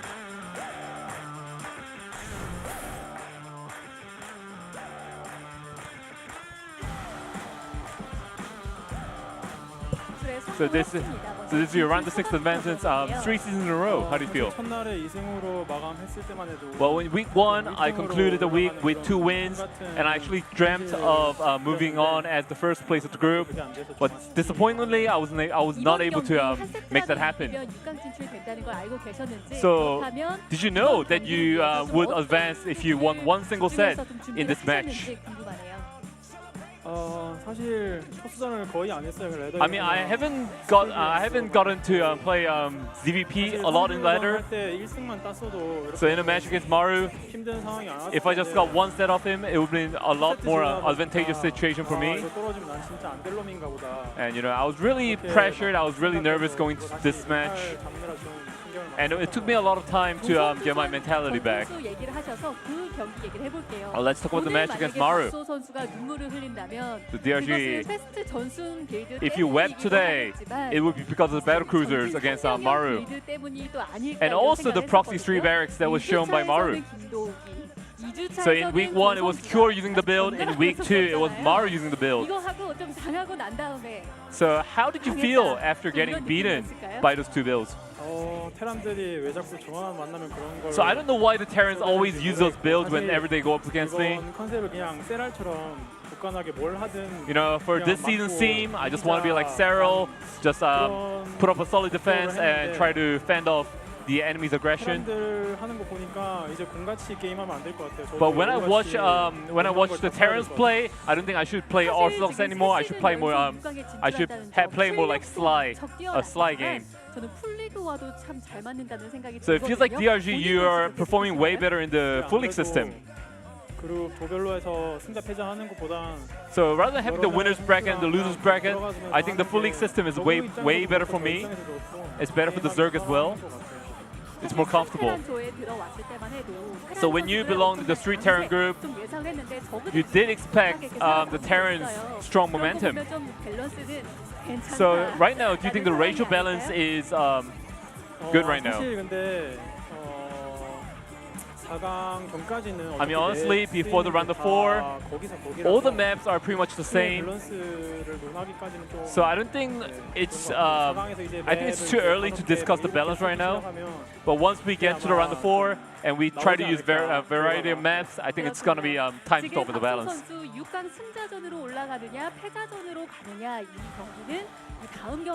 So DRG, it depends whether you go to the round of 6 or to the losers bracket, depending on the last match. So anything else you want to say? Well, I mean, I made it to the next stage, so I'm gonna try to prepare well. And on Monday, it's a bit pressuring. I'm having to play again, but it's way better than just getting eliminated and like watching the GSL at home. So I'll try to prepare really well. Once again, congratulations. Thank you. Thank you, Andy. Sad for Creator, but you know, we got to eliminate somebody, right? Yeah. The final match of the round of 10 is up next, guys. TVT Maru versus Cure.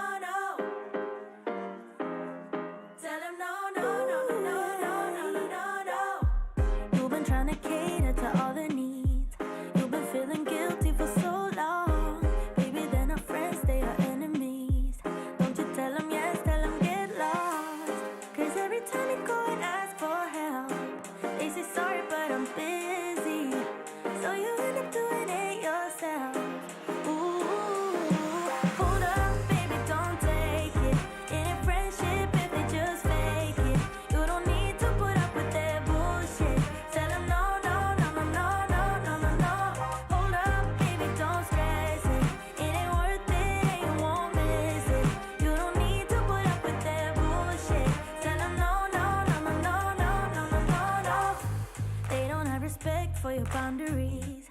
Girl, you hit too close to the edge now. Only thing they got is toxicity. Think you need a cleanse, clear the shit out. You got the facts, but they ain't got yours. You've done enough, but they still want more. You've been a good friend down to the core. Oh, hold up, baby, don't take it. It ain't friendship if they just fake it. You don't need to put up with their bullshit. Tell them no, no, no, no, no, no, no, no, no. Hold up, baby, don't stress it. It ain't worth it, and you won't miss it. You don't need to put up with their bullshit. Tell them no, no, no, no, no, no, no, no, no, no. Girl, it's time you put yourself first. Go and get the love you deserve. Stop by screaming out the word. No, no, no, no, no, no, no, no, no. Don't let anyone put you down. Stand up straight and hold your head high. Stop by saying it out loud. No, no, no, no, no, no, no, no. Tell them no, no, no, no, no, no, no, no, no. Yeah, tell them no, no, no, no, no, no, no. Hold up, baby, don't take it. It ain't friendship if they just fake it. You don't need to put up with their bullshit. Tell them no, no, no, no, no, no, no, no, no. Hold up, baby, don't stress it. It ain't worth it, and you won't miss it. You don't need to put up with their bullshit. Tell them no, no, no, no, no, no, no, no, no, no. Hold up, baby, don't take it. It ain't friendship if they just fake it. You don't need to put up with their bullshit. Tell them no, no, no, no, no, no, no, no, no. Hold up, baby, don't stress it. It ain't worth it, and you won't miss it. You don't need to put up with their bullshit.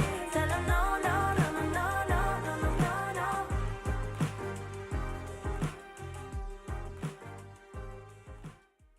Just one glass in, you're already on my mind. When it gets late, I always realize that I need you.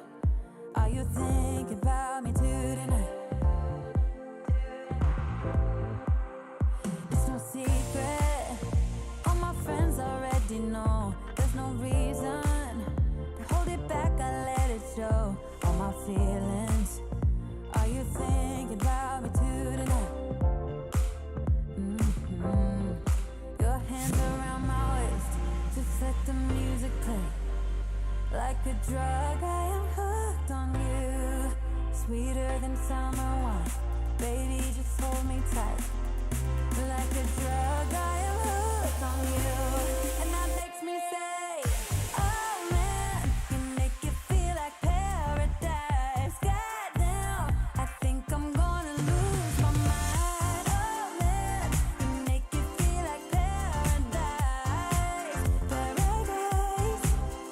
I'm taking a mental picture in my mind just to keep this moment till the end of time. 'Cause I know that it might be over after tonight. So before I change my mind, your hands around my waist, just let the music play. Like a drug, I am hooked on you. Sweeter than summer wine, baby, just hold me tight. Like a drug, I am hooked on you. And that makes me say, oh man, you make it feel like paradise. Goddamn, I think I'm gonna lose my mind. Oh man, you make it feel like paradise. Hot six, hot six. Wu-Tang the Red. Okay, Phoenix, let's go. Hot six. Open your eyes, open your heart.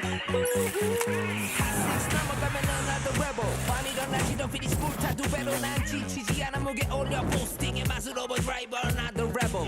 어제 쓰러져도 다시 높여 내 시벨 칼로리 제로 뛰어 피곤한 날 리셋.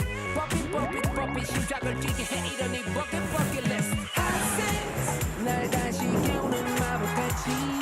Hot six 온몸에 그 강한 짜릿함이. Hot six Phoenix 마법같이. Hot six Hot six.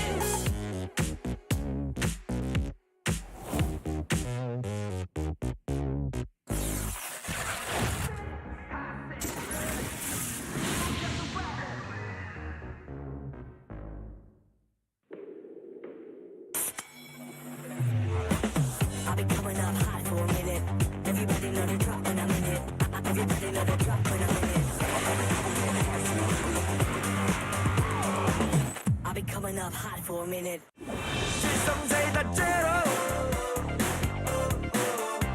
그래 걱정 빼고 고민 빼고 망설임 빼고 This is 제로 life 없어도 되는 건 빼고 칠성사이다 제로 아침엔 라떼 홀릭 점심엔 라떼 홀릭 저녁엔 라떼 홀릭 둥글하게 달콤하게 라떼 홀릭 달달한 충전이 필요할 땐 칸타타 라떼 홀릭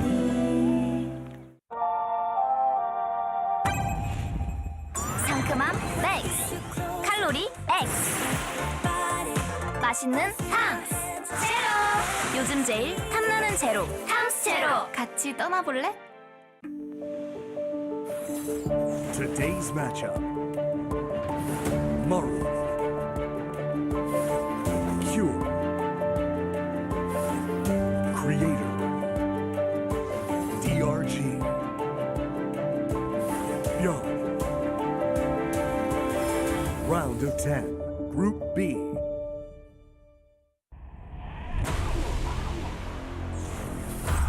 I take the whole city down with this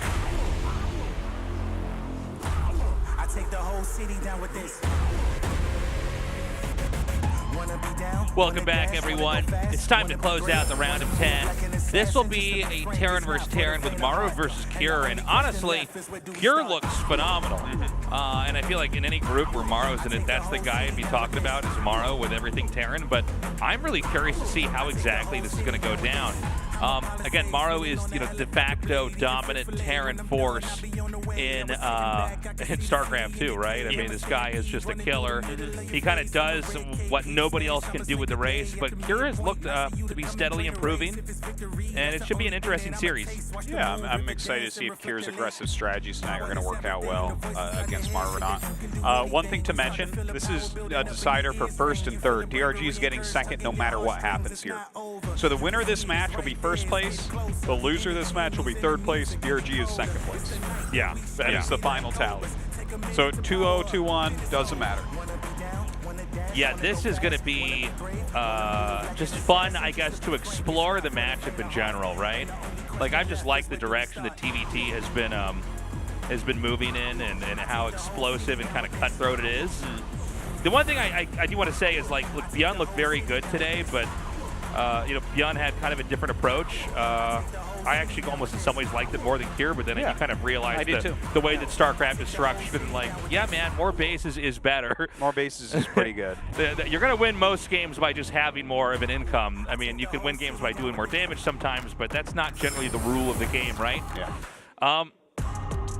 So, yeah, this is going to be fun to see here, but both these guys are moving on.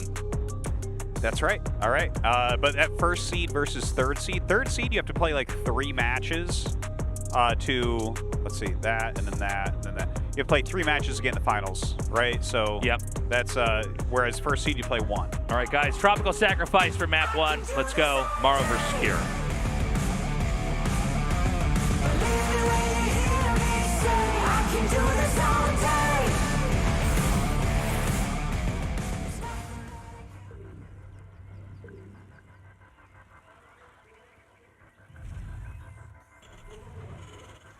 Oh. Onside Gaming, Maru. Having some microphone issues. issues I think the mic went out for the Greencasters for a second. Anyways, no problems on our end here. Dragon Phoenix Gaming, Cure. Gas first here for Maru. I mean, you got to say that Maru's favored. You got to, absolutely. But if we can go by, that stupid thing that everyone thinks about this sometimes when they play games. They're like, well, I beat the guy that beat this guy, so like maybe I'm better than him. I love using stuff like that. Yeah. Well, let's not forget that. Excellent from South Africa to watch GSL. Hell yeah, welcome. You guys must be tired. Damn, your arms must be tired. This is your brother. He plays Protoss. That's all you need to say about your brother there. I know which brother I like more. So, yeah, using that, that this guy beat that guy, so this guy should beat that guy or whatever. Yeah. So think about this. This is a weird little thing. Because ByuN had Maru dead. So we're counting that a ByuN win, okay? Right. And then Kier kind of smashed ByuN. Right. So if Kier beats ByuN and ByuN beats Maru... Well, this is just StarCraft Ouroboros. Well, Maru... Well, no, I think Maru loses to Kier, right? I think so. Yeah, I think that's how that So works. that's how it goes. He's the 3rd best Terran in Korea now. By the way, they're both going Terran for players. Because nothing else here lines up Tasteless.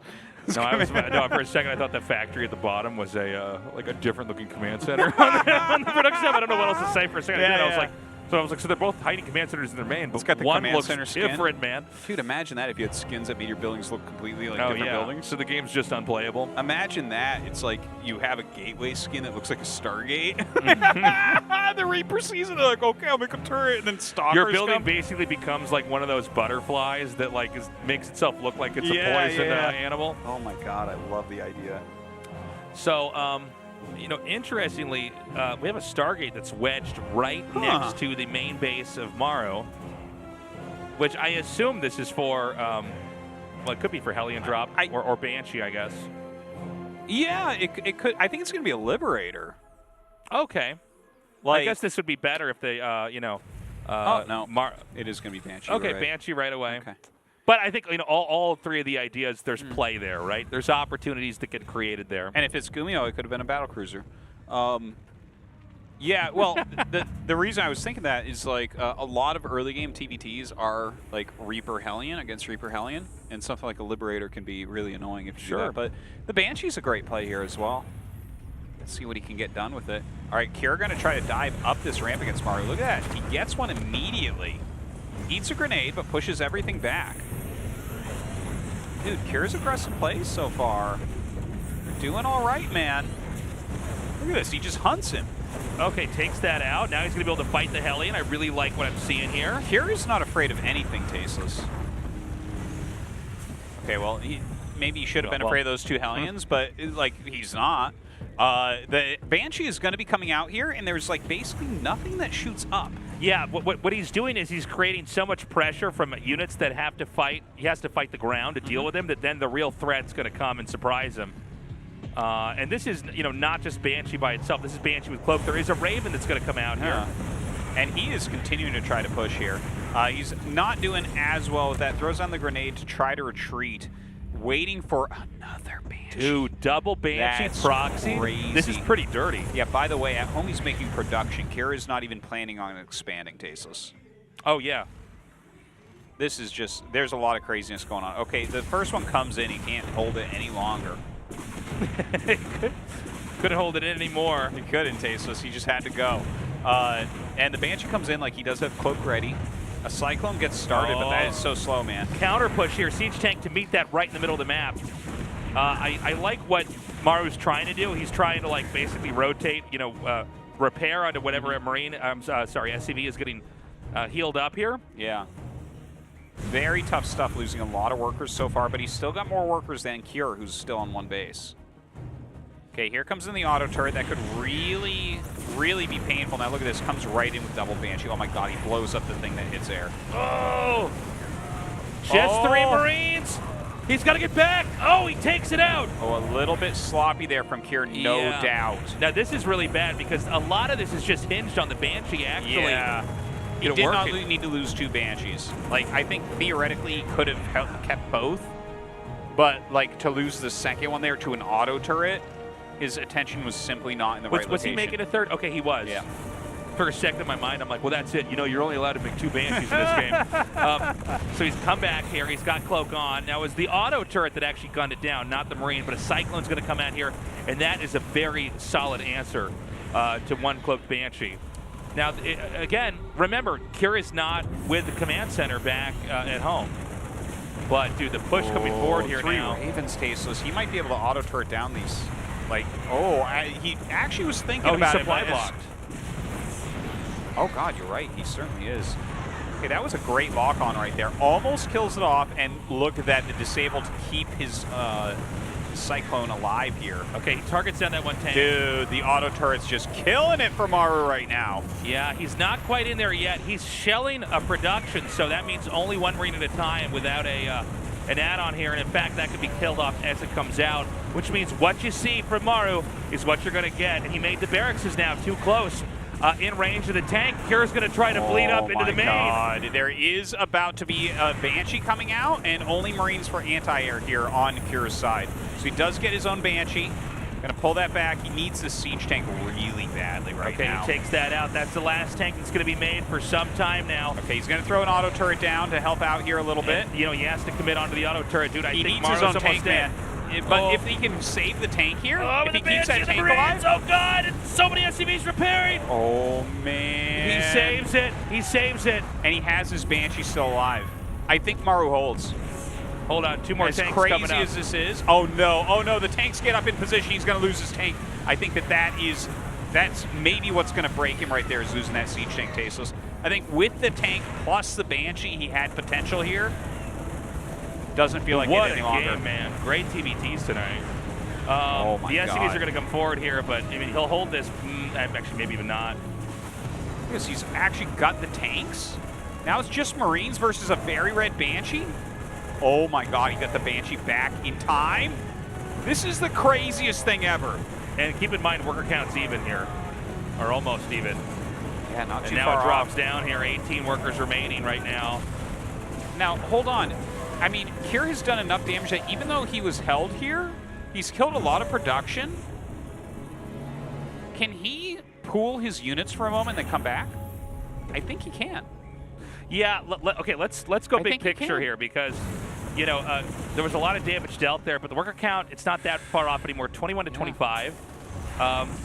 He's beginning to rebuild. It does seem right now like Maru has the tools at his disposal to kind of last in this game. In what was like so close, it looked like just barely Kira was able to knock him out.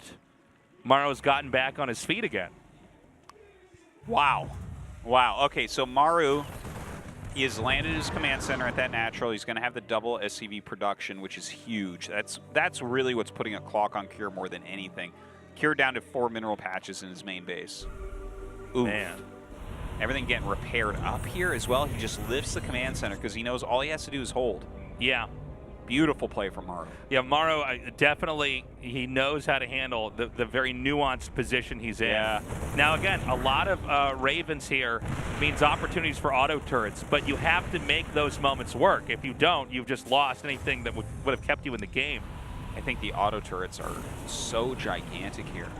Like, he's going to have so many of them, Tasteless. Look at this. One Marine's trying to zone you, you kill it with the Banshee. Too many of them come up, you can use auto turrets if you need to. Yeah. Command center started. I almost wondered if Kira should have just taken his main CC and floated it down. Oh, it's every decision is tough yeah. there, I think. Because it takes so long to go down, you're losing a ton of income there, too.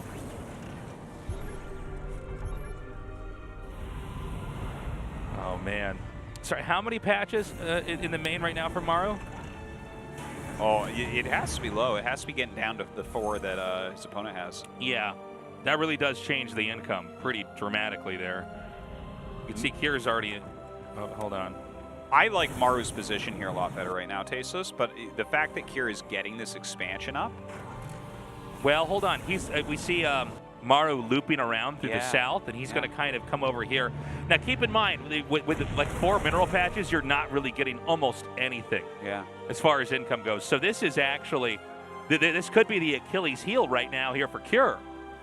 Might be. I mean, what does Kira have to really kind of protect his own workers here? Yeah, not much. I'm sure he's still producing a little bit, but oh God, the auto turrets here, man. Oh my God, and this may force Kira to try to fight up the ramp. This has just caused the worker count to plummet. Is it too Raven? He can disable both the tanks and get into position. Oh, you might be right. His opponent's Ravens are way out of position right now, so this is the moment. Oh, he needs to unsiege. He needs to back up. He needs to eat the disables and move. He did not do that in time. Oh, man. I have no idea who's going to take this. Well, he has to kill that tank on high ground. That is the #1 thing right now. Oh, the tank is getting a lot of value, and the disables are going to run out. Maru's got it. Maru just won this game. Yep. This is one of the hypest TVTs I've ever seen. Dude, this was a crazy This was insane, dude. one. A crazy one. What an all-in. What is this game? That's it. Yeah, Maru wins. GG. Whoa! What a game one. That was insane. That was sick. We're having some good games I got to go do pull-ups right now, man. Oh my gosh, I have to go do push-ups. I'm going to have to cast this next one using battle ropes, dude. Man, that was a game, dude. Look at Maru, totally laid back. Yeah, another day in the office for him, holding just an absolutely massively powerful all-in. Those Banshees doing insane work against him. He had to lift off multiple times. He lost a ton of his buildings. Just barely ends up holding on via a Banshee of his own. The Ravens gaining him too much value over time there for Cure. But I think Cure, even getting into those Ravens himself, like gave himself an opportunity, but the third tank, he couldn't quite get up there, couldn't quite break it. Inside and out for map number 2. I gotta say, like, Cure looks very, very scary, but the fact that like that was just such a sick game, man.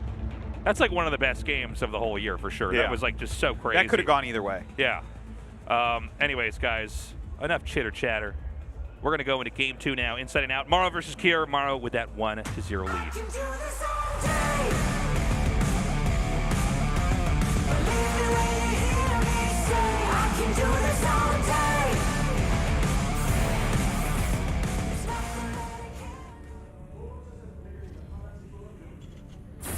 Onside Gaming, Maru.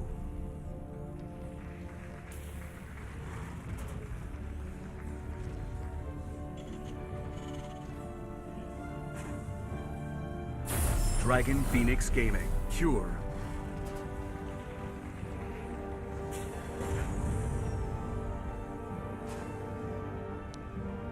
Whoa. I mean, if this one's half as good as that last one, tasteless. Well, it's going to be hard to top, man. Yeah. I love the super aggro plays that Cure is bringing. Yeah. I tell you, he is a bit of a chameleon as far as Terrans go. Like, he has shown such range. Like, the season he won, remember he had to eliminate, like, 5 of the world's best Protosses and use completely different strats all the time. It was just, this guy really has everything. From Canada. All right, we're swapping you in for Artosis then, right? Long live Emperor Maru. I do hope that Maru wins his 5th this time. With Rogue and Darkon, like you said, that would be a real opportunity for him. Yeah, that'd be quite the end of the season, man. Yeah, I think you make a really good point, Artosis, is there's this sort of chameleon-ish quality to Cure. He does have like quite a range, and you know sometimes it falls flat on its face, but it does seem like this year and in this season we've seen more styles than ever before, and also more players like Creator, you know, bringing out these just such different ways of approaching the game. The metagame is not as reined in right now as it normally is in Korea. Yeah, it does seem like that. It's making it more exciting because we definitely in the past have had years where a lot of the games just look exactly the same over and over. This is not one of them. This has been a high quality year of very diverse plays. Now, in this game, Maru, right now, is kind of taking the role of the one-baser here. It's going to be Cure that's trying to take an expansion here. So let's see what exactly Maru wants to do. And by the way, he might not do much of anything. You can also open with this and then just take a command center a little bit later on and play kind of a normal game. Oh, look at this. Maru getting on top of everything. That is oh my God, it lives. Tank. Wow, oh my God. That's pretty huge. He wants to go for the kill. All right, he's got to keep the Reapers away. Does target the SCV that gets too close. Third Reaper coming up. Oh, man. Oh, and he can kill the Marine as it comes out. He's trying to give Cure a little taste of his own medicine here. Yeah, not sure he's going to get that bunker up, though. A little bit optimistic on that one. But he will back up, and Cure will secure his natural. Nice little move, though.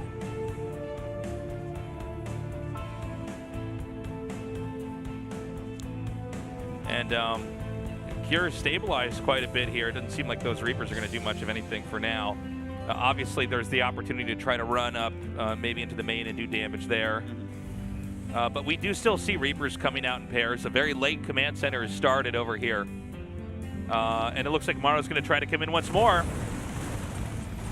Ooh, he's going to pick off that Hellion very, very quickly. Does lose his own, throws down some retreat grenades.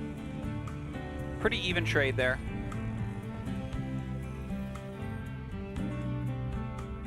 So far, I do like how Maru's kind of approaching this, keeping a lot of pressure on. Okay, he's going to come in once more for a dive. Oh, and he takes out that Hellion at the bottom. He actually dices this up very beautifully. Oh my god, a lot of damage starting to go out. Kills off an SCV there as well. He's killed a lot of units here. He's hunting that Hellion. Can he do enough damage? I don't actually know like how much damage Reapers do and how many to a Hellion, how many SCVs you need to repair it. Oh, dude. I'm not sure exactly. He's got a pretty heavy surround, but then you throw grenades down and it really screws the map up. The Hellion lives. Oh my god. He's bringing his own Hellion up now to put that extra damage on these clumped SCVs. The Hellion has 1 HP. He's going to try to come up here. He is going to get it. Oh my god. Is this going to be it? The quickest day of GSL ever, perhaps? It's looking like it. Dude, the damage is just snowballing right now. Maru showing him how it's done. GG. Man. Maru smashes. Yeah, says, you want to try that with me? This is how you do it. This is how it's done. Oh my god. Just pure domination. Ridiculous domination. Oh my god. Maru really slayed today, man. Well-deserved first place in this group. Yeah, it might be his season once again. Well, that G5L is looking pretty likely. I mean, that was just great. And by the way, Kier played so well. I mean, that was, you know, honestly, some of the funnest openings, most effective stuff I've ever seen here. But at the end of the day, I mean, Maru kind of bends time and space to to make what he wants to have happen. Good way to put it. We're going to go to an interview now with Maru, and this is going to be it for the round of 10, guys. Up next is the round of 6. And we'll go to that interview now. Or in 5 seconds. Wow, what an overwhelming performance. Maru defeats Cure and he moves on to round of 4. Congratulations, thank you. So you're now the first place of Group B, and then you move on as the first place. How do you feel? You know, in the first game, I was quite startled, but I'm really happy to have won that game. So you said you were surprised in the first game, but it didn't look like it from our perspective. So you destroyed the Banshees, and then you also got your own Banshees as well. And Maru, did you know that you can fend off Cure's aggression? And when the Banshees came, I thought I would be, I thought I would lose. I thought I would just be devastated. But you know, I tried to be calm. I tried to keep my composure, and I was able to defend it. I did not expect the first place of Group B. And I went for the double build today. So you're able to keep your composure until the very end to secure the first place. In week 1, it was not satisfactory performance from you, but in week 2, it was a completely dominant performance from you, Maru. So now this is your second round of 4 advancement. And now all your rivals are gone. And now that you have a direct ticket to round of 4, how do you view your chances of this season? I mean, even if I go to the finals this season, I think I'm going to just be a runner-up. So I'm not sure yet. I'm not sure how it's going to be. Maru, it feels like you kind of have a trauma with the runner-up. And there has been some curses and like some jinx around you regarding the runner-up position. I mean, I always talk about Sue in the interview, and I think I'm getting punished for that. So, you know, I think just karma. Okay, now that you're in the round of 4, Maru, we will look forward to whether you can make it to the finals or not. So before you go, any closing thoughts? I'm really happy to have move on to the round of 4 2 seasons in a row. I'm really thankful to the fans for supporting me. I'll try to prepare well and to try to put a great match in the next match. Congratulations, thank you. Thank you, Andy. What a great day. Yeah. This is my favorite day so far, actually, for the season. Yeah. And we had a couple really banger days. Yeah, already. it's been a great season, but today for sure, Tasteless. We had like, even the blowouts were really good, but that one Cure Maru game, oh my God, so back and forth. It's jaw-dropping what Maru did here today, and he comes out way on top at the end. I gotta say, dude, there were so many little stories in each of the games here today. But I'm more interested, honestly, in just looking at what our round of 6 is going to look like exactly. We'll show that in just a second. They explained the rules to us before when the day starts, but we're too dumb to fully know for sure. All right, so here's what it looks like. Yeah, so guys, the very first elimination match is Gumiho versus Kira. That's a TBT. The winner of that goes into the final match. The winner's match, of course, whoever wins that, Hero versus DRG, just goes into the round of 4. The other player goes to play the winner of Gumiho and Kira. Right. Then whoever wins between those two goes into the round of 4 so also. Basically, if you're at the top left over here at the bracket, either Hero or DRG will trickle down. That's right. And one will trickle up, one will trickle down, and then one final player gets it. Trickle-down gameonomics is what this is. Trickle-down gameonomics. Which works, by the way. Now, listen, you guys may not understand it, but the more championships Maru wins, the more championships everybody wins. That goes down to everybody else eventually. Yeah. So do join us there for the round of 6. That will be one day, 3 best of 5s. All 4 of those players, GSL champions, by the way. That's right. It works, Tasteless. It works. Trickle down gameonomics, man. Yeah. So Hero versus DRG, that's going to be fun. Let's not forget what Hero has been doing to these Zergs in the past. Maybe DRG will have an answer, or Hero will bring something new. And then, of course, Gumiho versus Kira. This is just going to be an incredible TVT. Two guys that approach the matchup very differently, but have made their styles work for them. Yeah, I can't wait to see how that goes. Gumiho has a lot of games to look at to try to fix his TVT up for that match. It's going to be fantastic. That's going to be on Monday, guys. So do not miss that. And we are rapidly going to be approaching the finals here. So it's always funny, right? It's like we get to the round of 10, and then very quickly we're almost to the end of the show here. So I know, do be sure to join us. I don't believe they've listed any information for where the finals are at. No, I actually don't know yet. Yeah. I could guess, but I'm not going to say because I could be wrong. But yeah, guys, thank you so much for joining us. Amazing games here today. We're going to be back on Monday for round of 6. Yes, the round of 6 and then the round of 4 next week on Thursday. That should be a really, really good one. You have any predictions who's actually going to make it through? I think it's going to be Hero and DRG, honestly. I would like to have for our finals a Hero versus Maru. I'm kind of... Oh, I would love to see the rematch, man. That would, because that's going to be crazy no matter who takes it. As far as who's going to go through it in the round of 4, it's hard for me to say. I'd have to look at the brackets for a little bit longer and think about it. Sorry. Yeah, that would be I'm not doing my job today for that part of the show. I can see that. You like, who do you think's going to move on? I'm like, how would I know, Artosis? You already said when you were casting Tasteless, you were like, well, I'm not going to sit here and predict the future. And I'm thinking to myself, isn't that literally your job? And I'm like, what do you want me to do? Say what they're doing in the game? I mean, come on. Well, it's going to be great no matter what. It's been a fantastic day. It's been a fast day. Like what time is it? We were done in about 3 hours and 10 minutes. That's very fast for us. Normally, it's about 4 hours plus. Yeah. Lately, I feel like it's been 4.5 a lot with TVZs. Yeah, they've proven to be very long. Yeah. But not today. Not today. Turns out when you triple proxy barracks and go double port BC, it's quick games. Yeah. It's the way to do it. It is the way to do DRG. it. I think our Korean caster is closing it out, and that means we can as well. Thanks for joining us, guys. We love you. We'll see you on Monday. Bye-bye.